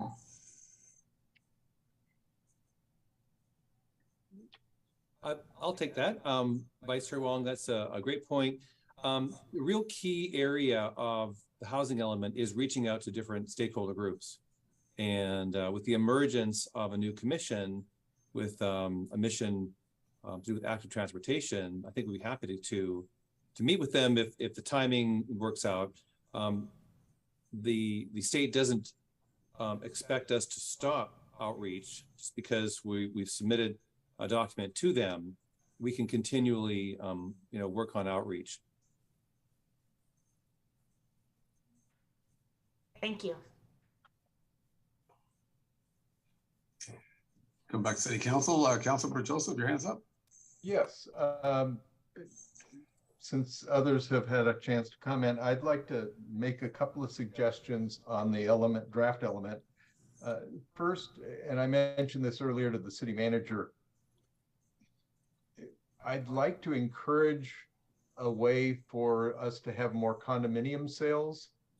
And I know that there's a number of projects that have been built to condominium standards, but they still end up as apartments. And my understanding is there's a state law a few years back that gives like a 10-year warranty period. And I'm sure that was intended to protect homeowners, but the unintended consequences, no developer will now build a condominium project. And all of a sudden, a really great opportunity for first-time home buyers to kind of get their foot in the door and build some equity through a condominium or a townhouse has essentially been killed off. So granted, we can't change state law, but I'd like to raise that as an issue and say, I think this is a problem. I don't know if there's anything we can do as a city to try to address it, or if we should take advantage of a council person that might have some influence on the Cal Cities North Bay Division and advocate that she might raise that issue on our behalf. So number one, how do we get more condo sales? And then secondly, how do we encourage more accessory dwelling units and especially junior ADUs? We have a lot of homes that were built, with 6-bedroom, big houses on small lots. So it seems to me that we have an opportunity to convert a whole lot of those homes to junior accessory dwelling units. We're only assuming 16 in our next cycle. And I'm not suggesting we bump those numbers up, but as a matter of internal operations, we should do what we can to encourage them. I know that we approved 700+ grand monies on consent tonight to kind of help that. But if there's any other suggestions on how we can promote it or encourage it, and then even AB9, the opportunity where, you know, a vacant residential parcel can essentially be a fourplex, and it's allowed by right. Some of that, you know, if you take a vacant parcel in an existing subdivision or a home that's burnt down or something and convert it into a duplex or a triplex, gives a neighborhood a little bit of community character. So I guess my question is, that's an area where we might be able to produce more low and very low units. And whatever we can do to kind of encourage that, I think we ought to think about incorporating that in the element, or maybe it's there and it just needs to be highlighted. So condos and ADUs. Thank you. I think it'd be worthwhile looking at the cost of converting, say, a larger home that's, well, who wants to be in a 7-bedroom house? All those communities in American Canyon, they tend to live, culturally live in a compound. I know one where 2 brothers and their families live with their kids in their house. It's a huge house. That's preferred. I mean, there's a market for that type of household in certain areas.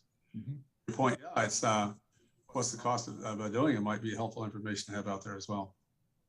Like 9 acres, you know, half-acre lot to an acre lot, that really lends itself to exactly what you're talking about, Councilmember Joseph. But I think something on the economics would be worthwhile to share out there as well. If I could make a plug for the one resource that we have available now, and that's the Napa Sonoma ADU Center. I mean, this is a new organization, and it takes a while for the word to get out, but boy, have they ever done a lot in that amount of time. They have information for prospective homeowners on how much it costs, how to get permits. They have pre-approved floor plans, and they have ownership, like tenant classes. They have so many resources.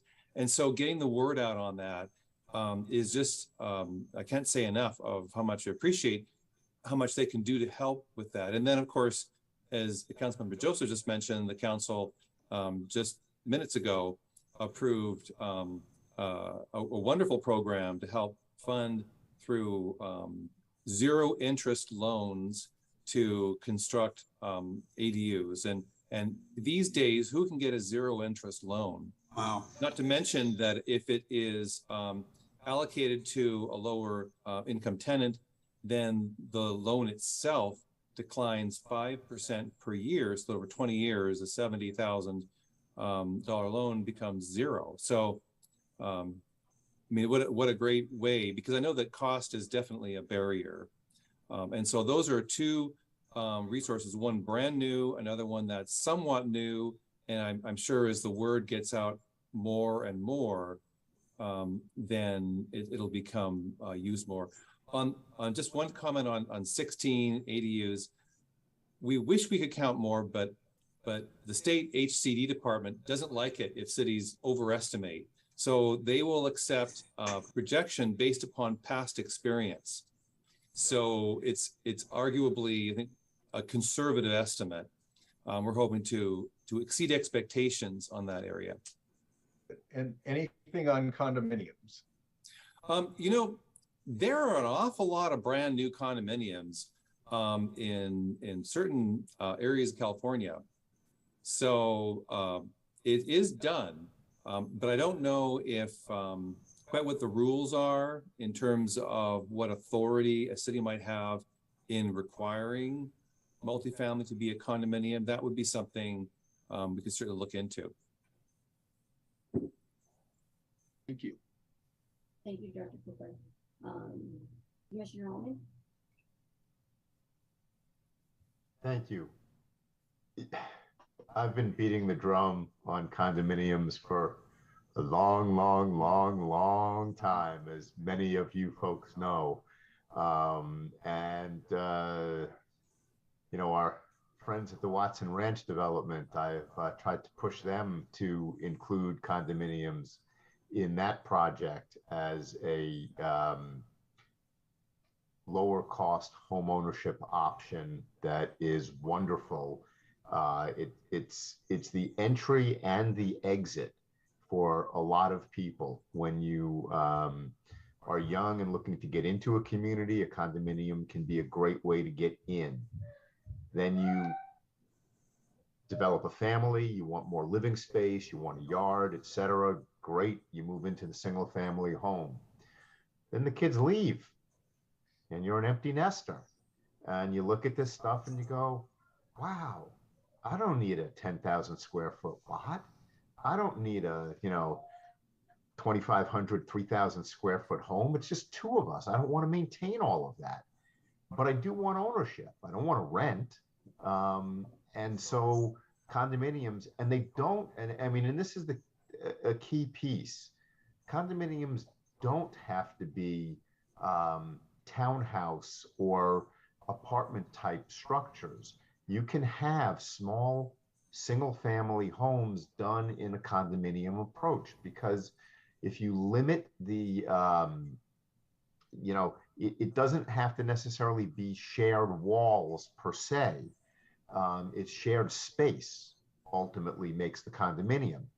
And if you have minimal yards on a block, basically, I mean, you can set up not the tiny house stuff, but you can set up small homes. And it's just something that I would love to see us as a council and as city staff encourage developers, strongly encourage developers to consider looking at all the different ways condominiums can be, developed and built. I understand some of the developers' concerns with the whole building process. What happens a lot is that they build to a condominium standard, but there are certain advantages, and I don't know enough about the financing end of it, but there are certain advantages to the developer to do them as apartments initially, and then later do the conversion to condominiums. And so they take advantage of that, but they build them at least, thankfully, to condominium standard, which means much better soundproofing and so on than you get on an apartment complex for the most part. So, I mean, that's when we look at housing for, I'll say, moderate income, because condominiums aren't necessarily a low income option, but they're more a moderate income type option.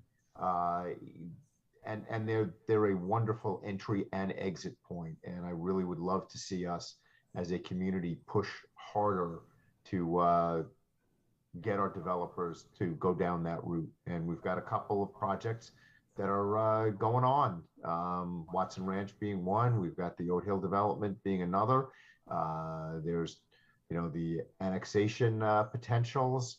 So that there's areas presently and in the future for housing, and condos, I think, should really be a strong push. So thank you. Thank you. Here we have Vice Mayor Alvarado. Thank you, Mr. Mayor. I just wanted to let Councilmember Joseph know that I did hear his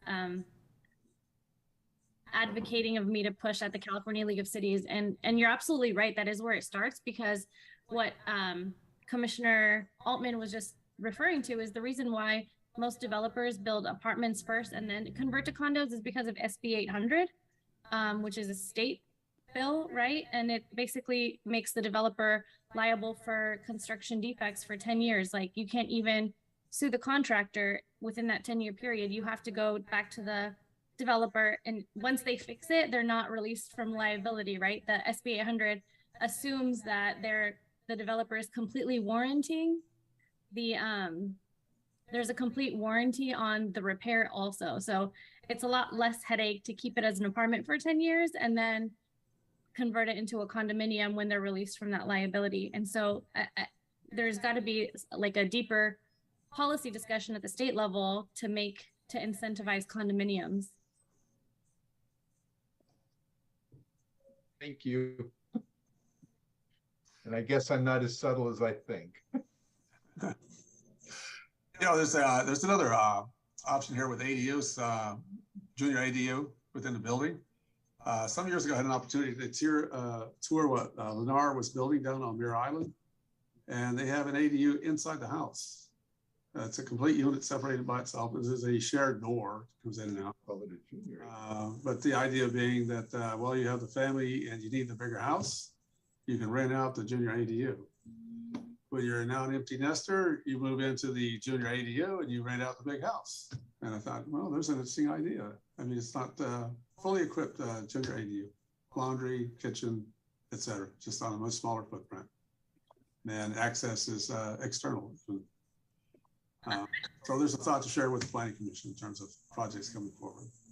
I'm wondering if, Brent, if you can talk to us a little bit about the ADU process, because one thing that I frequently hear from residents is I would love to do a carve out unit in my home, but it costs a lot more than it's worth. So what are we charging for, and like, what's the process?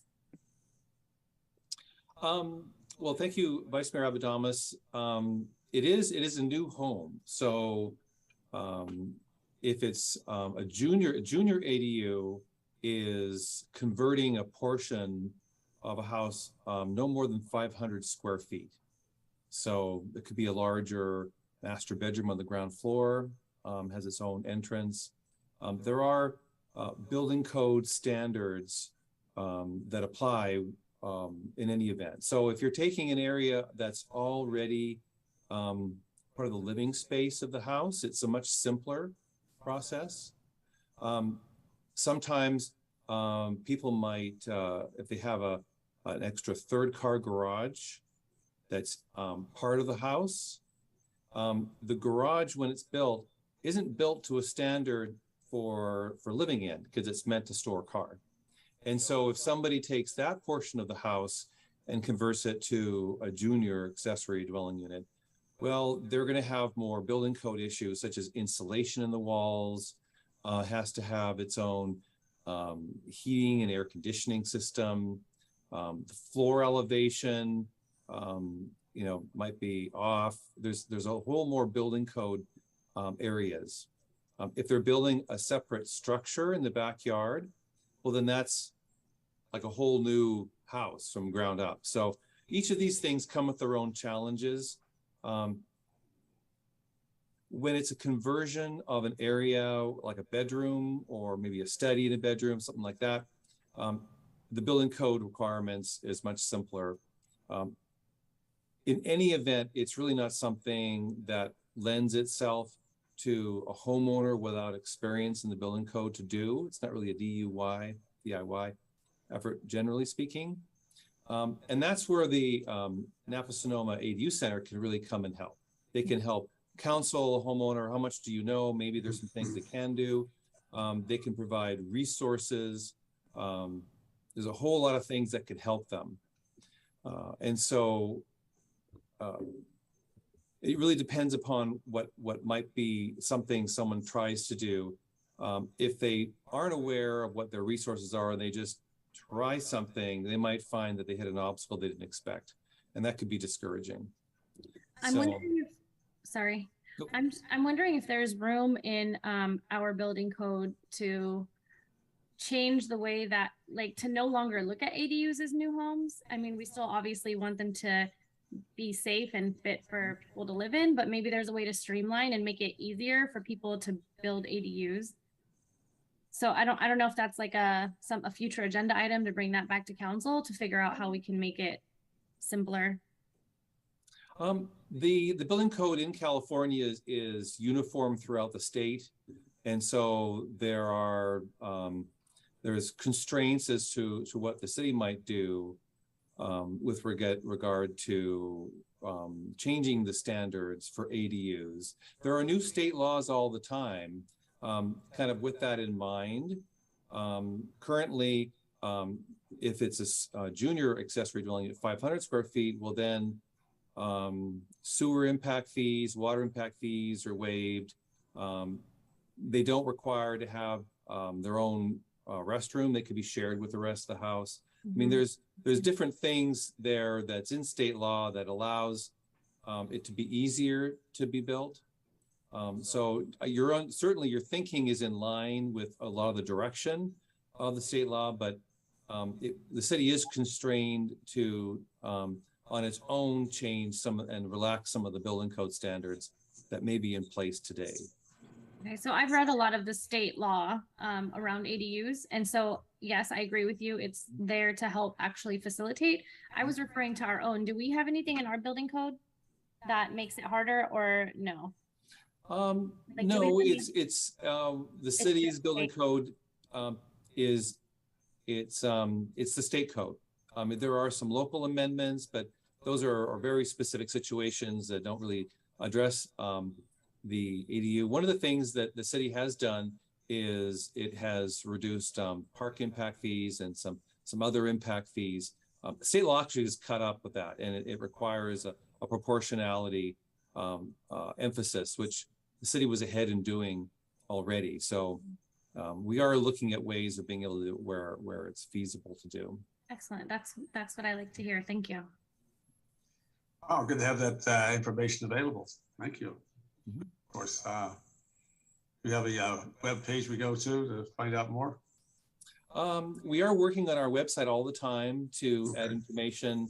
Just recently, as part of streamlining our plan check process, we have a checklist, and we're starting to push that out into applicants and kind of get that incorporated into our materials so they kind of learn that up front.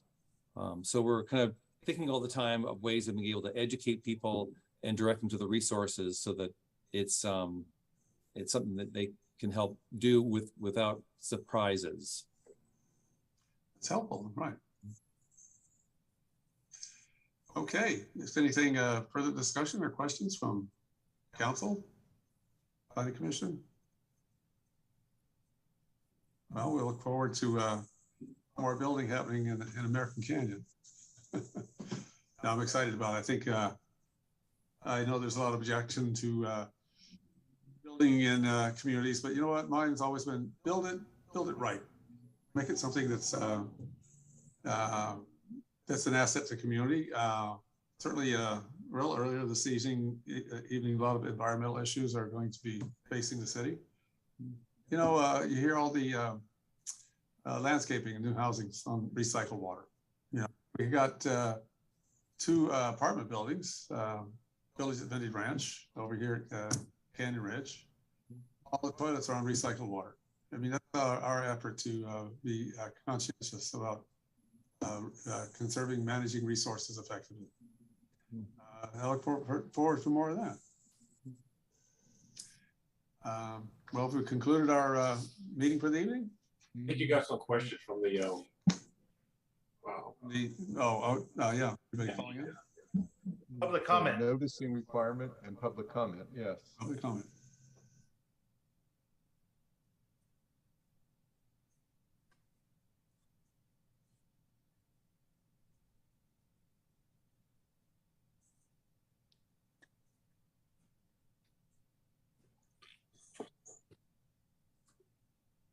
No, you're muted. I was Gilpus here. Yes. Mayor Garcia, did you open the public comment? Yes, public comment is open. Thank you. Okay, I have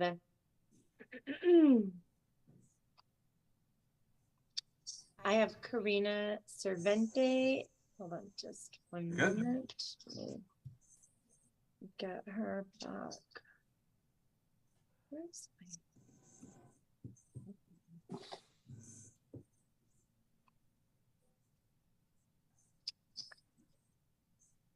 Okay, go ahead, Karina. Thank you so much. Good evening. Hi, again. It's me. Great presentation. So I have a few questions. So how can residents provide input? And is there a survey going out to us residents, or just through public comments when they present to the planning commission or council?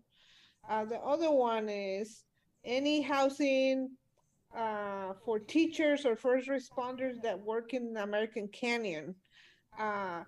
you know, you heard about the Great Resignation. People can't afford to live here. Teachers can't afford to live here. Fire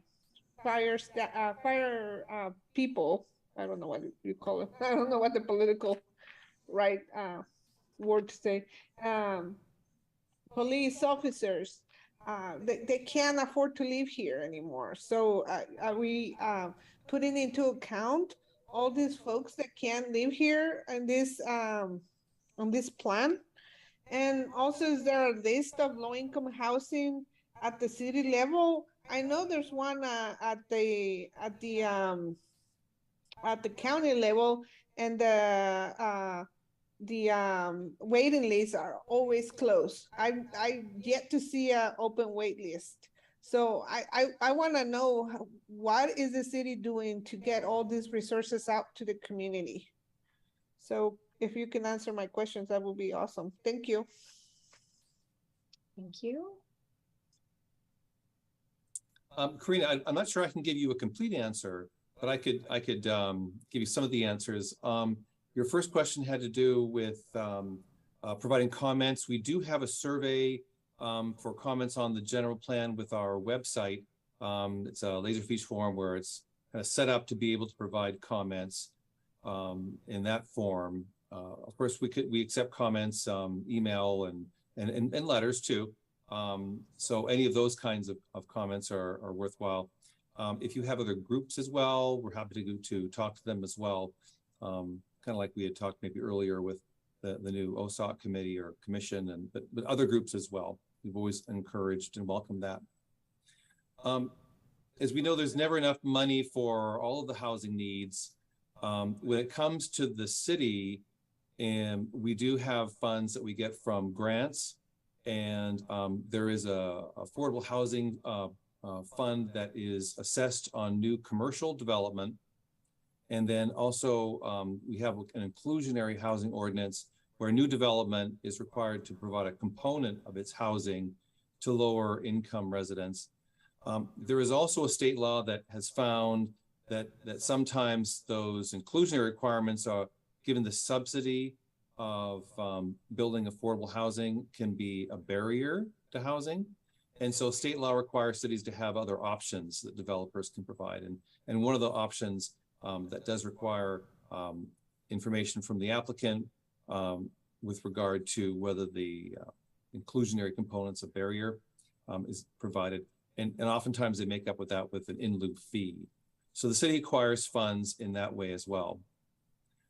You'd mentioned housing specific for first responders and teachers. I don't think anyone would dispute that those are worthy causes.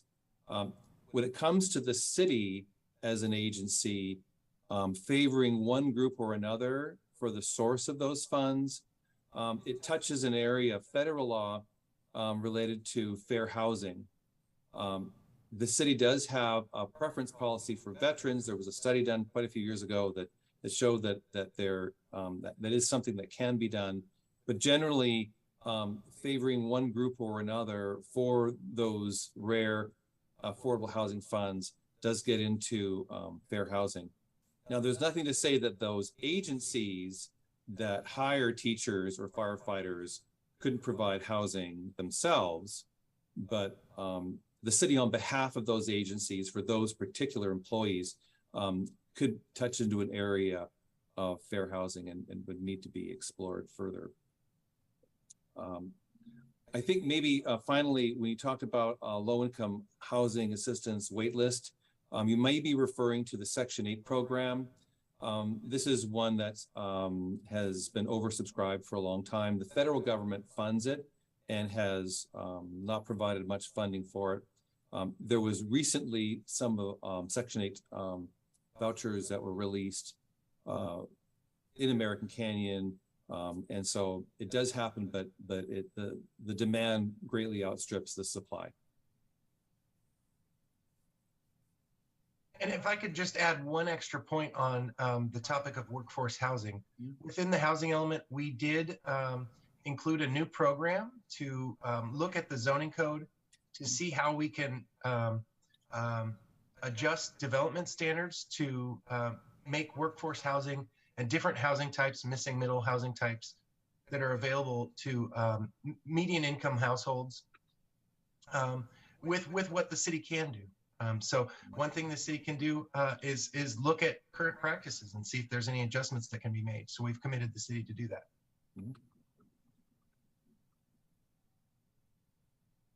One thing too, on the portability end of it, I'm sure the planning commission is aware of the construction going on at Penny Ranch, the modular units that are actually they're built robotically, and I understand they're about half the cost of the standard construction. But that's part of the low-income housing for American Canyon, and some of us had an opportunity to have a tour of that. They're quite well put together, frankly. They come equipped with refrigerator, stove, microwave, kitchen sink, all the bathroom accessories you need. Just need to plug them in.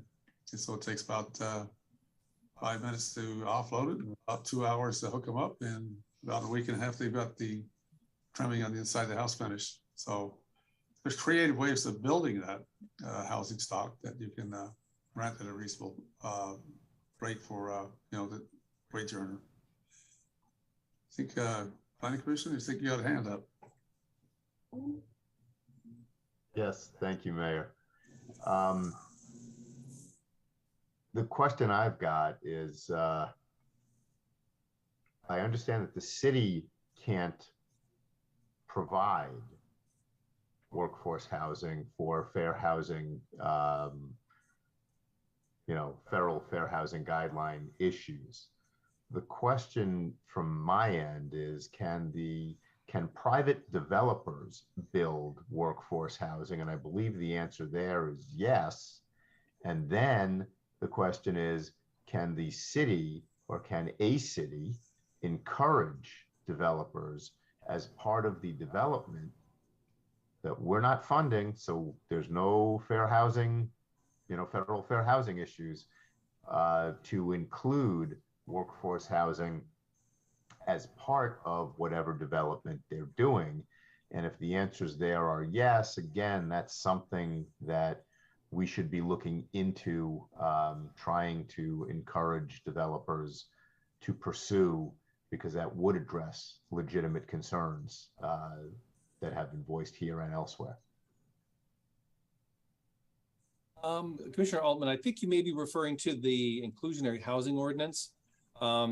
When there are subdivisions or new developments, the city's ordinance requires a certain percentage of them to be made available to moderate, low, and very low income residents.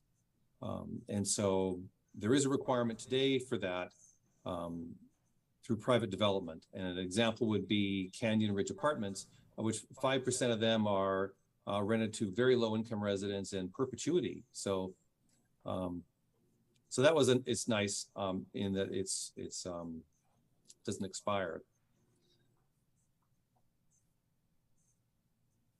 My point is actually a little bit broader than the inclusionary housing. Is it acceptable for the city to encourage a developer to develop a workforce housing project? Period. Not that a part of it is for low income, but an entire project that the developer is building.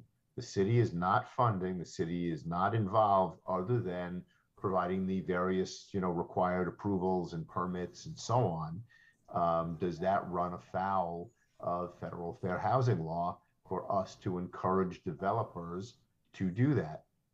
I'm thinking, I don't know because I'm not an attorney, but I'm thinking that as long as we're not putting funds into it, that may be something that we could actually do, whether it be a sole workforce housing development or if workforce housing were part of a larger development, if that's something that could be done. So that's kind of where I'm going with it. And if the answer is yes, it can be done, I think it's something that we should be, as a community, considering. So I don't know the answer. This is Bill, but I can certainly look into it. I understand the overlay that you're involving, so I'll look. All right. Thank you. Just checking back in. We have anybody else for public comment? We do have public comments from the audience. I have Chris James. Go ahead, Chris. Yeah, good evening, everyone. Hopefully, Good evening. yeah, a couple of things. I like where Eric was going with the last comment, and I appreciate that. And I know the city does own a number of houses and rents them out. So maybe that's something else we can look at as well. Just maybe we could subsidize it that way. And the school owns a large tracts of land in the city as well. So maybe they could build teacher housing, and then that may be another way to circumvent some of these loopholes. So I do appreciate the presentation this evening. It's, I've attended a number of the other outreach that's been done. One thing that hasn't been brought up tonight, and I quoted in on one of the last pages of the staff report, was the notification practices from the city. In a number of planning meetings recently, a number of residents have expressed concern of a number of projects that have come up where things right on their doorstep of being developed, ground being cut when they've hadn't realized that it was coming up, and those notices have gone out from the developers and the various projects or potential projects. Two in mind are Napa Cove and a new car wash at the Febreze statue place. A number of people on Melvin weren't notified. So my concern is there are a number of projects potentially all along that Broadway district that will impact adjacent streets and beyond. And in the current notification process, none of those people will get notified, even though they may be a block away. And no one on Melvin got notified, for instance, for the new car wash potentially that's coming down the pipe. So it was encouraging to see that there are moves afoot to widen the notification notification practices in the city. And because we don't have a local paper anymore, people don't, unless you attend every planning meeting and read Brent Cooper's awesome About Town thing, you could miss a lot of these things. But it's encouraging, and I would encourage us to move forward with some of those suggestions in that thing. But again, thank you very much for a really good presentation tonight, and it's been well worth a listen tonight. Thank you. Thank you. Okay. I have Hugh Marquez. Go ahead, Hugh. Good evening. Good evening. How are you guys doing today? I just had one question.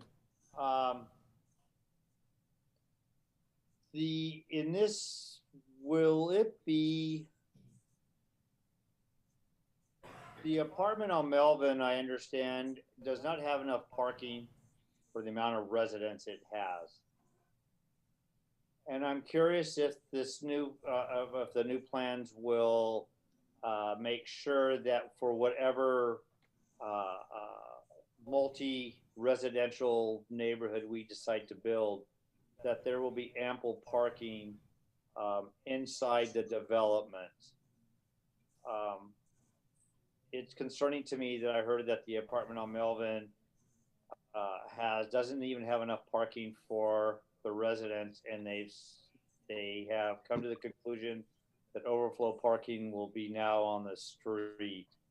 And I'm curious if this will be alleviated or eliminated in the new housing plan, so that we do not have people in a development, a multi-residential development, not having available parking while living in their development. Will that be addressed in this study, or has it been addressed? Well, first of all, good evening, Hugh. Good to see you. I think what you're referring to is a state law that says that residential projects that provide a certain percentage of units affordable to lower income residents is entitled to a parking code reduction. And so that's an area of which the city has no discretion to deny, because it's a state law. So the housing element calls for looking at the parking standards and seeing if there are maybe areas in which there could be additional latitude beyond what we already have. But the housing element wouldn't be able to say that we're not going to follow state law, because I can tell you with certainty that the folks at the state Housing and Community Development Department would mark that one.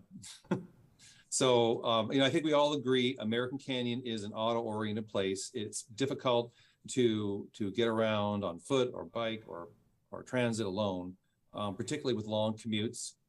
I think we all agree with you, but there is this matter of state law saying what it says. Okay. What we do as staff, though, I want you to tell, we appeal to the developer on the circumstances, of the area. It's not like, so, we do make a point of telling them that this is an area that isn't well served by transit, where there are long commutes, and is it sensible as a landlord to operate a place where your tenants work long hours, come home late at night, circle around, can't find a parking. We try to appeal to them, at a common sense level, but they really like to use that state law. Some haven't fully used it. They haven't gone for the full extent of what state law allows, but many of them have invoked that law and have reduced the parking standards. Thank you. Any other speakers? I have no other hands raised. Okay, very good. We'll close public comment at this time. Anything further from the council? We do have that noticing component, kind of the part B of this meeting that staff had talked about. So still need to discuss that.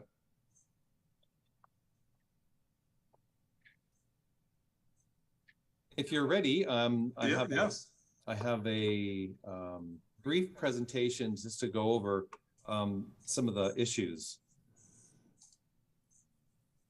And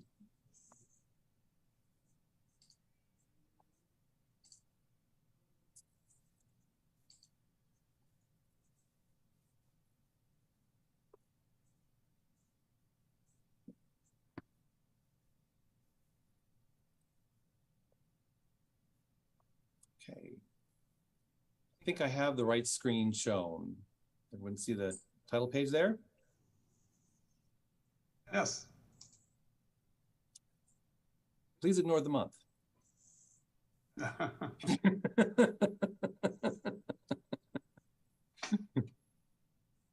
Okay.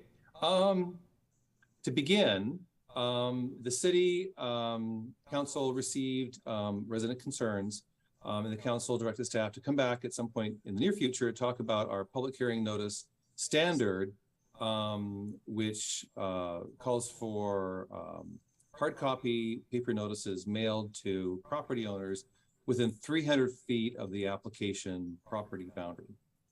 And in looking at this, I had to think, there's got to be a reason how this was all picked. And I found that there's a state law. So I imagine that in some point in the city's history, numerous communities had a conversation much like the one we're having tonight about what's an adequate amount of notification for a development project. And so ultimately, what appears to be our ordinance is one that mirrors the requirements in state law. So it's presumably, kind of a safe harbor standard. And so in summary, it requires the notification of which the content is also specified by state law sent to property owners within 300 feet of the property boundary. This also requires a notice in the newspaper of general circulation, which the Vallejo Times Herald qualifies. And then if for some reason, and this often happens with citywide, if you have a citywide policy document or something that affects numerous parcels, and then you have 300 feet around that. If you find that you hit for some reason 1,000 owners, then you can, instead of mailing 1,000 and notices, you can put a newspaper ad, at least 1/8 page. So that is the standard in our municipal code now. But we also do things beyond that. We talked a little bit about that a little bit earlier. And that is that we have outreach of a variety of sources. And we constantly take a look at this and try to refine it and improve it. But just speaking of what I can think of today, we do city manager's update, often includes things that are happening in the development review world. It is a clear focus for our department's occasional around town newsletter. And so these are sent electronically. We have a very, very broad distribution list of people that have signed up to get this information. And so it is a source of information that does go to a lot of inboxes. Obviously, you can never get something that hits everybody's, or someone might not read at that time, but it is a source of information from those two means. Our department also puts together a comprehensive list of all the development applications with status and location, and there are of course ways of making it more interactive and better than a static chart here, but it is a resource that is available on our website. We do link to it when we have our Around Town newsletter. It is a standing item on our planning commission meetings for those that stick to the end to wait for it and attend. Our website here, I have a sort of a screenshot from the website on the left side of the screen. We have an interactive map that's somewhat new, but you can click on it and see different projects. What I like about this is it not only includes projects that are in review, but it could be things that are in construction. And it also kind of links into with Public Works, because there's plenty of projects that Public Works is working on. And I know people aren't just interested in one kind of information. This is a great one-stop shop, but it's being improved upon all the time. On the right-hand side is a resolution that the City Council adopted in 2010. This also talks about developers are encouraged to do their own outreach in advance of their project. And so this is actually in a resolution that was talked about years ago. Some people may not have been on the council at the time, or others might have forgotten about it. But it also talks about the developer doing their own outreach. Staff encourages them to do that because American Canyon is a neighborly place. And if somebody is here to build in our town, they'll become a neighbor, and they should reach out and talk to their neighbors. So they really make a sincere effort.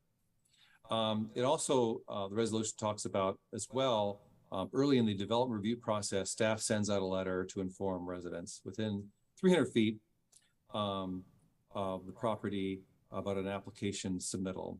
Of course, we had the other supplementary means as well, but that is one of them.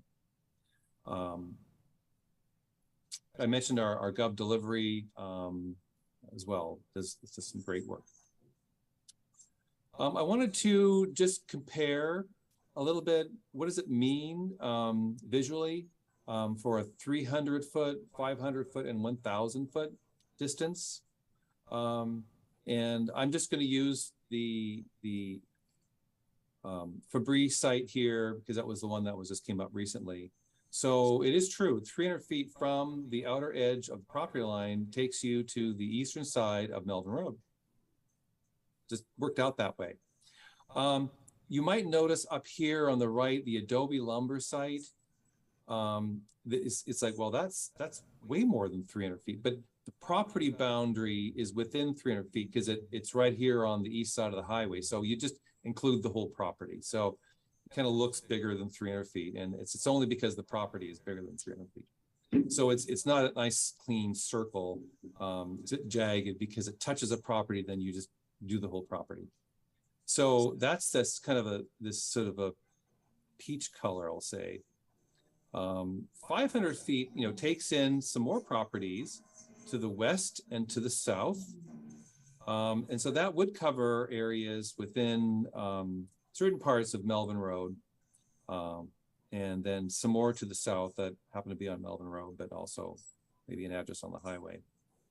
And then when you get to 1,000 feet, it's quite a few more areas there.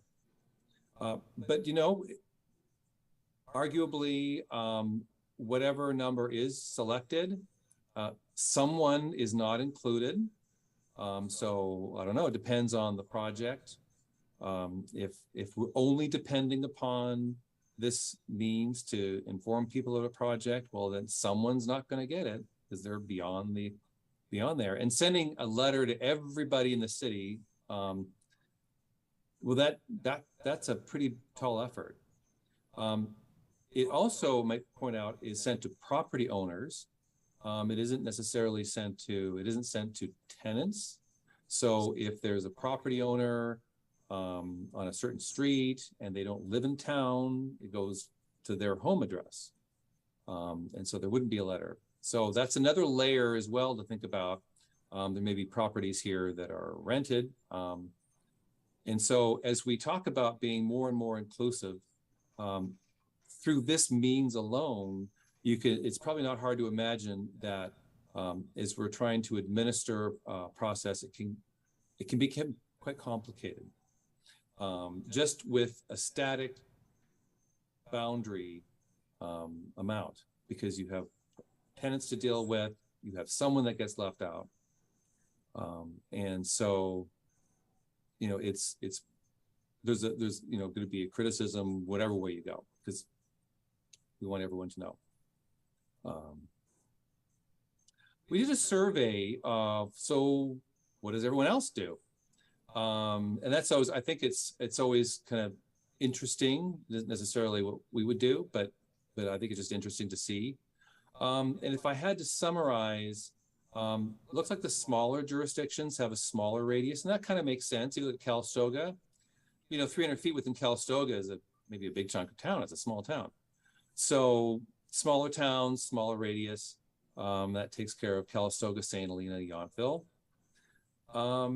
The Fairfield example is an interesting one. It's 300 feet or 500 at the director's discretion. Now, what makes me so smart? If I were the director of Fairfield, someone's going to disagree with the intelligence of the director if they don't like the choice. And so I don't recommend that option. Another suggestion that has come up is, maybe we should be running this down, the length of a street. Well, I suppose perhaps that might be one, but of course streets have different lengths. All of these things, as we get more complex, trying to address a certain issue, makes it more complex for staff, makes it more complex for the applicant, increases sources of error. And ultimately someone's going to get left out, because if you run it down one street, well, what about this next street over? Maybe they care too. So all of these different systems are imperfect at some level, but there needs to be a standard that's selected. Benicia, that's oftentimes that's kind of similar in size to American Canyon. They have 500 feet. I thought Napa had an interesting approach, and that is that they increase the radius up until they achieve 30 notices. So if we were just to look at our prior example here, the 300 feet wouldn't have achieved 30, so you'd bump it up to 500, and then that equals 43, so then you'd stop there if we were to do it the Napa way. And then, of course, Napa County, it's just an enormous county, lower density properties, 1,000 feet. Well, that kind of makes sense. It's a big place, geographically. So there's a certain, I guess, logic. Smaller communities, smaller boundary, larger boundary. It wasn't my intent that I provide you enough information to say, I know the answer, but I wanted to introduce you to some of the different approaches that City take, how American Canyons was created, what might be kind of an outcome of choosing different radiuses. let you know what else we do beyond this one method alone. And then finally, putting our thinking caps on, which we try to do all the time is there something that we can do better? And one of the ideas is in addition to mailing our letter to folks, property owners within a certain boundary, today 300 feet, perhaps a different one in the future. But also, we have that wonderful Gov delivery. There's no reason we can't send that out, our advanced letter early in the process to everyone on the Gov delivery list. And so that's, it's something that's done. Another recent use of Gov delivery that is within, I think, but the last year is we send public hearing notices out to everyone on Gov delivery. So that's kind of taking that same concept and applying it to another way of reaching out to people early in the process. And then there are some cities, I have an example here from Temecula, where there are physical signs that are placed on properties early in the development process to inform anybody who passes by and sees it. And you need to have text large enough for it to be readable, but it informs somebody that something is happening on this property, and if they want to know more about it, there's information on the sign so they can find out. And so that's something that we've also talked about in the context of public works projects too. So that's something too. When someone drives by, they may not even live nearby, but yet they would see it. So those are two things I think are reasonably easy to implement, but I'm sure there are plenty of other good ideas as well. And with that, it's kind of my quick overview to sort of get everyone thinking about the issue and maybe some things that we could do and encourage your ideas for what else. Well, thank you for the presentation. See, I got some hands raised here. See who was up. Councilmember Morrow, Councilmember Joseph. I'll go first. So, hey, thanks for the presentation. Listen, I think this isn't a hard issue, and I don't think we should debate it too long. The citizens and the feedback that we got was more notice and more transparency. So the further we go out, it's fine. Coming into this, I'm thinking, hey, listen, for any financial interest that I have as an elected official, the California Fair Political Practice Commission says I have to notify people within 500 feet of anything that I'm voting on, and I have to recuse myself. I learned about 500 feet because of Watson Ranch, and it's kind of far. It is pretty far. 1,000 feet is double that. I don't know if that's necessary. I do like the Napa idea of that, and I like Temecula's idea, and then I like the Gov idea. Like, it's not going to hurt if we tell more people what's going on. And you know what? People are still not going to hear what's going on, right? And they're not going to understand it. You're going to get somebody who says, "How come you didn't tell me about it?" That's just the nature of how we operate in this country. Fortunately, I think we're a lot more educated than a lot of other places and stay on top of things. But I'm in favor of, doing what's reasonably what you can do. Napa's is good. Temecula's is kind of a cool concept, actually, because it's going to remind me of what's going on there too. That's some flexibility in this type of decision, yeah. Councilmember Joseph? Well, I was going to echo what Councilmember Oro said. I do like the Napa model because instead of saying distance, it's really, we want to make sure we have a minimum number of notifications. But the Temecula idea of putting up a sign on the site is probably the ideal arrangement, because then anybody who's driving by will see it, will stop, look, and then can deal with it. And then that way you're kind of hitting anybody who is going to be interested because they drive by the area. If you never, there's a part of town, if you rarely or ever go there, whatever happens isn't as critical. But if you drive by, you're going to be interested. So putting up some kind of signage there that's visible just makes a lot of sense. So that in particular, I would really encourage. The Napa model is intriguing, and then any kind of electronic thing that's quick and easy to do makes sense. But leaving it as is just doesn't strike me as a good approach. And the signage thing is neat, or the Temecula model is neat because of the property owner versus tenant scenario, because that just kind of rubs salt in the wound. If 300 feet isn't enough, sending it to the property owner, not the person living there, is even worse. So go Temecula, and kudos to Napa. Good. Vice Chair Wong. Thank you. I agree with what our council members have said. I think we should definitely try to include as many people as possible. And I like how you presented it in the staff report to do the Napa model, to do the signage. I think that's excellent. I like using our email tool to blast out to everyone who wants all those emails. I'm one of those people. I get every single email from the Napa Valley Unified School District. Does that mean I go to all the meetings? No, but I have the opportunity to be informed about what's there. I did notice, and you touched upon it, that right now we send the notice only to property owners. I would love if we could expand that to send it to the property owner still, and then also just send one to resident and put their address on it. I know from my own past history with the city process, when we did the traffic calming petition and we needed to have 2/3 of the property owners sign, it was sad to talk to neighbors who were renters who wanted to support the process, but they were disallowed from participating because they were a renter and not the owner. As someone who lives in our city, I think we need to be inclusive and include them. So likewise, I would love it if you could also include them on this notification. Thank you. Vice Mayor Alamo-Damos. Thank you, Mr. Mayor.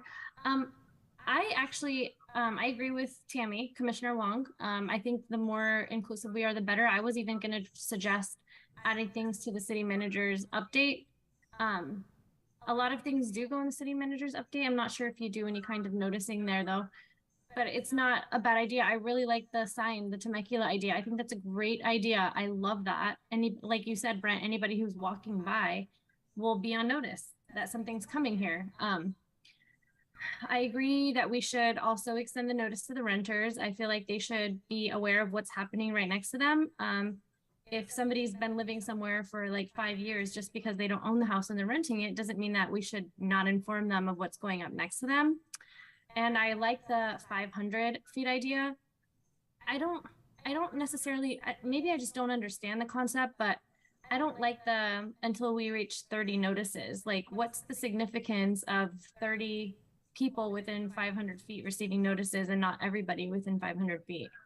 So I like the inclusivity, the more the better. And the about town thing that you do, apparently we should include it in there too.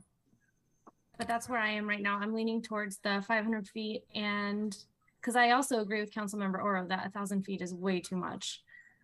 But if we have a sign there and we're including it, you know, in our city manager's update and our community development directors about town, then that's plenty.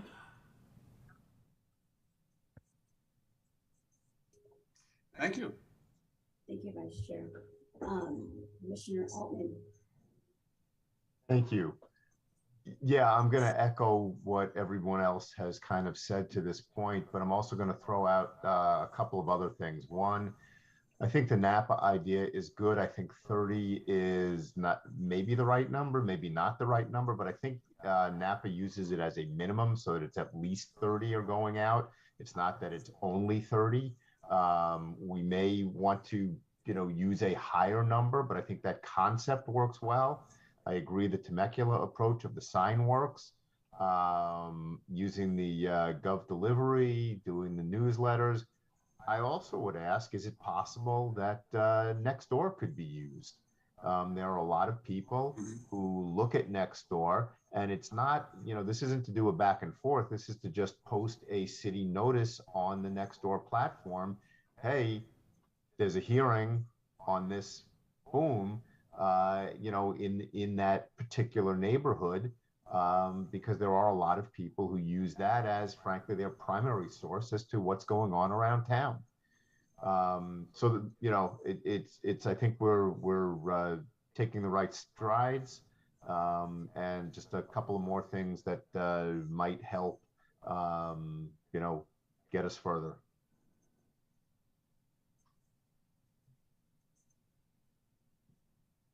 Any other comment? I think the number that I think there has to be a baseline in terms of the number of responses. I think sometimes on a project like that, if you don't really get a good sense of it until you get a certain level of response, and I think that's helpful.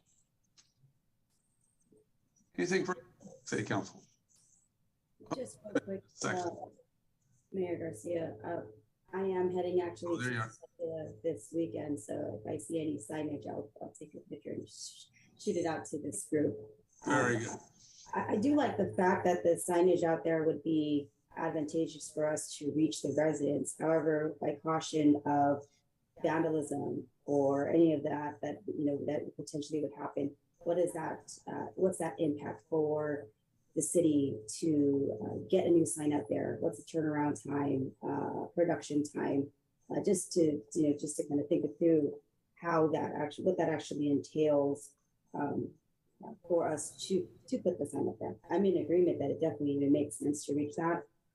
Next door, it's a hit or miss. I don't follow next door. It's more of a I would say bantering in the community, kind of slandering of the work that majority of us here on the city council and commissions try to uphold on the city. So I've just opted out not to participate in that platform.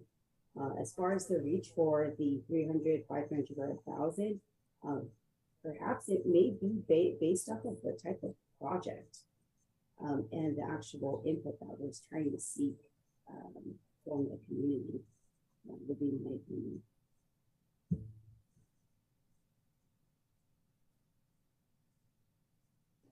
Any public comment interest on this section?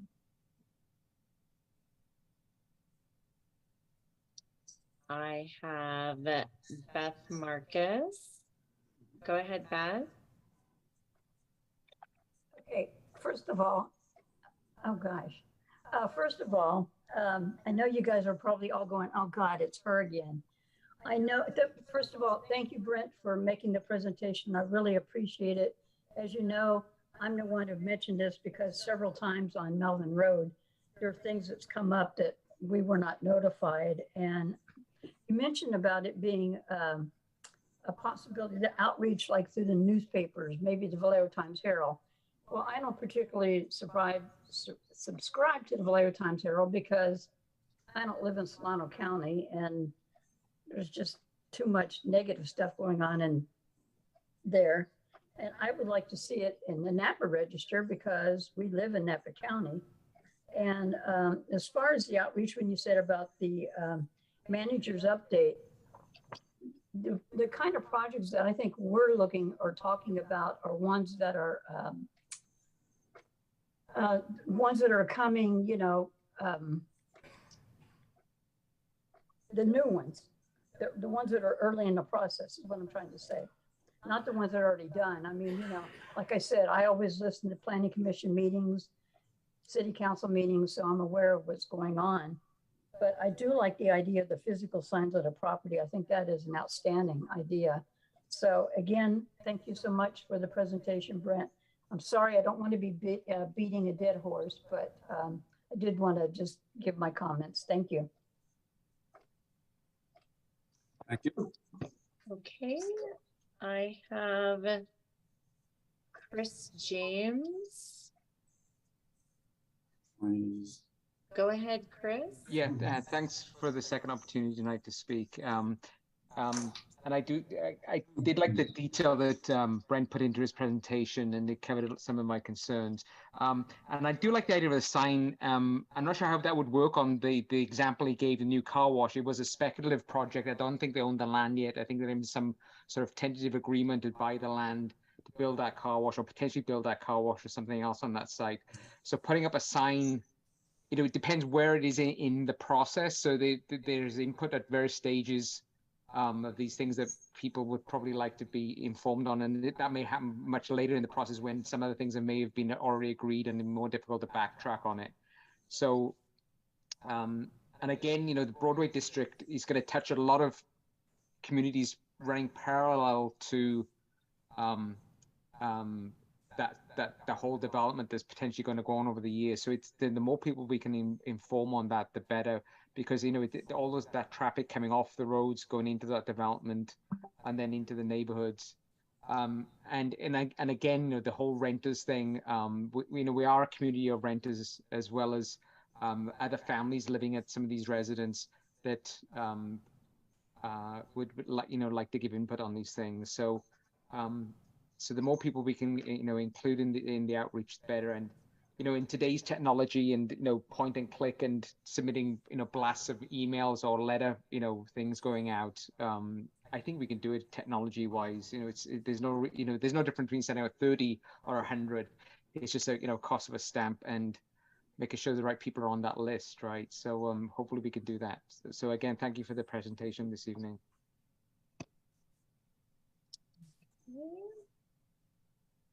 I had Karen Fritz.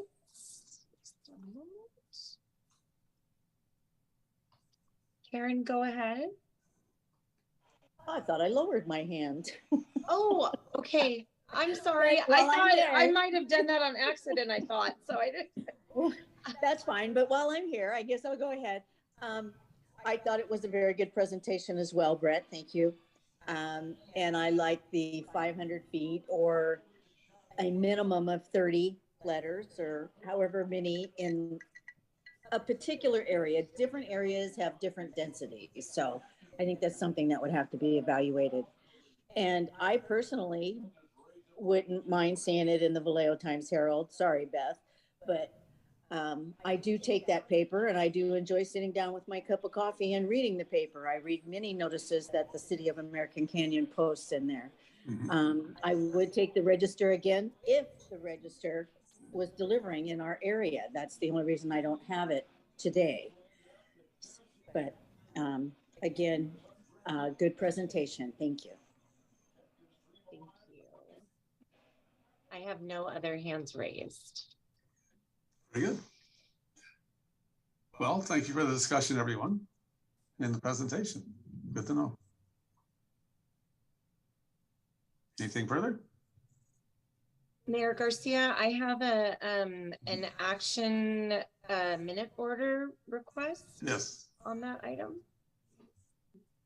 Yes, I was going to ask, was that a talk about, or do you want an action? Because it sounds like there's a consensus to do the sign thing, and then maybe explore, maybe at a minimum, look at a 500-foot area, because I like the concept of Napa, but I think at the end of the day, how do you justify 30 versus 50 versus 100? So maybe we look at a 500-foot line sent to the property owner and the resident. Yeah. So and go from there. Councilmember Joseph, I think there's a little confusion on the 30 to 1,000 foot, and Mr. Cooper, correct me if I'm wrong. So you do 30 homes or contacts, right. And if you don't reach it at 1,000 feet, you just stop. But if you get to 30 at 500, then you stop there. Yeah. No, right? I understood that. My point is, my question is, what is special about 30 versus 50 versus any number? Yeah, that's where I suddenly got a little, I like the concept, but I'm not so sure we can figure out. Well, I would think that if you go 1,000 feet and haven't hit 30 homes, you're in a pretty rural area pretty quickly, especially here in America. Yeah, I'm not too keen on 1,000 foot. So that's why I'm thinking maybe 500 is a nice settle on number. The only concern with the Temecula sign option is Commissioner Chair Millar's point, and that is, for example, if we were having a notice about an affordable housing project and somebody wants to express their opinion, they may just write some comment on there. So vandalism, you know, political or policy motivated vandalism might become an issue with signage. I don't know how you can deal with that, because I think it's more important to have the word out, but just bear in mind, we'll probably have some people editorializing before the actual hearing date, and we'll go with that. It's still a good idea. Perhaps we could have the applicant would install the sign, and perhaps we could advise them to have some extras handy. Exactly. All right. So did staff need the council or the commission to weigh in and officially give you a yes or no on the ideas? Well, I was very happy that we got a lot of really good input. And that was kind of the motivation, is to sort of introduce the issue, kind of offer some range of things to get the juices flowing, so to speak. I think we've accomplished that, and I'll convene with the city manager, and I'm sure between us we'll come back with something a little more substantial for the council and the planning commission to consider in a future agenda item. With respect to the housing element, it is a requirement that we conduct a workshop with the city council and planning commission for purposes of fulfilling our outreach requirements for HCD. So the minute order would reflect that as well. So we need a motion on the minute order. Move to adopt the minute order for the housing element. Acknowledging that we met and discussed it and provided meaningful input. Okay. Yes, of course. I'll second that motion if the maker includes that in it. Now, does this need a action by the planning commission as well? It's a joint meeting, so I'm not sure how one does that. I'll bet the clerk might know. Ross? I believe that this is going to be just I don't know. Maybe Bill. I feel like it would just be planning the city council doing the minute order. What do you think? I think it's a joint meeting, and I think, you know, after hearing from the planning commission at a public hearing, that it would be a minute order of the city council, taking into consideration the views of the public and those expressed by the members of the planning commission. I'll make a motion to adopt a minute order authorizing the staff to modify the public review draft 6 cycle housing element consistent with public comments and submit the housing element to the State Department of Housing and Community Development for the mandatory 90-day review and provide staff direction on a potential amendment to the public hearing procedure ordinance. I'll second that. There you go. Right. Okay. Councilmember Washington. Yes. Councilmember Oro. Yes. Councilmember Joseph. Yes. Vice Mayor Abadamos. Yes. Mayor Garcia. Yes, thank you. All right. We have concluded our business for the evening, I would say. Really thank you for the input. It's been a good discussion. And good to have a opportunity to sit down and have a conversation with the planning commissioners. You guys do a great job. Thank you. We really appreciate it. All right, we've concluded our for the evening. And we are adjourned.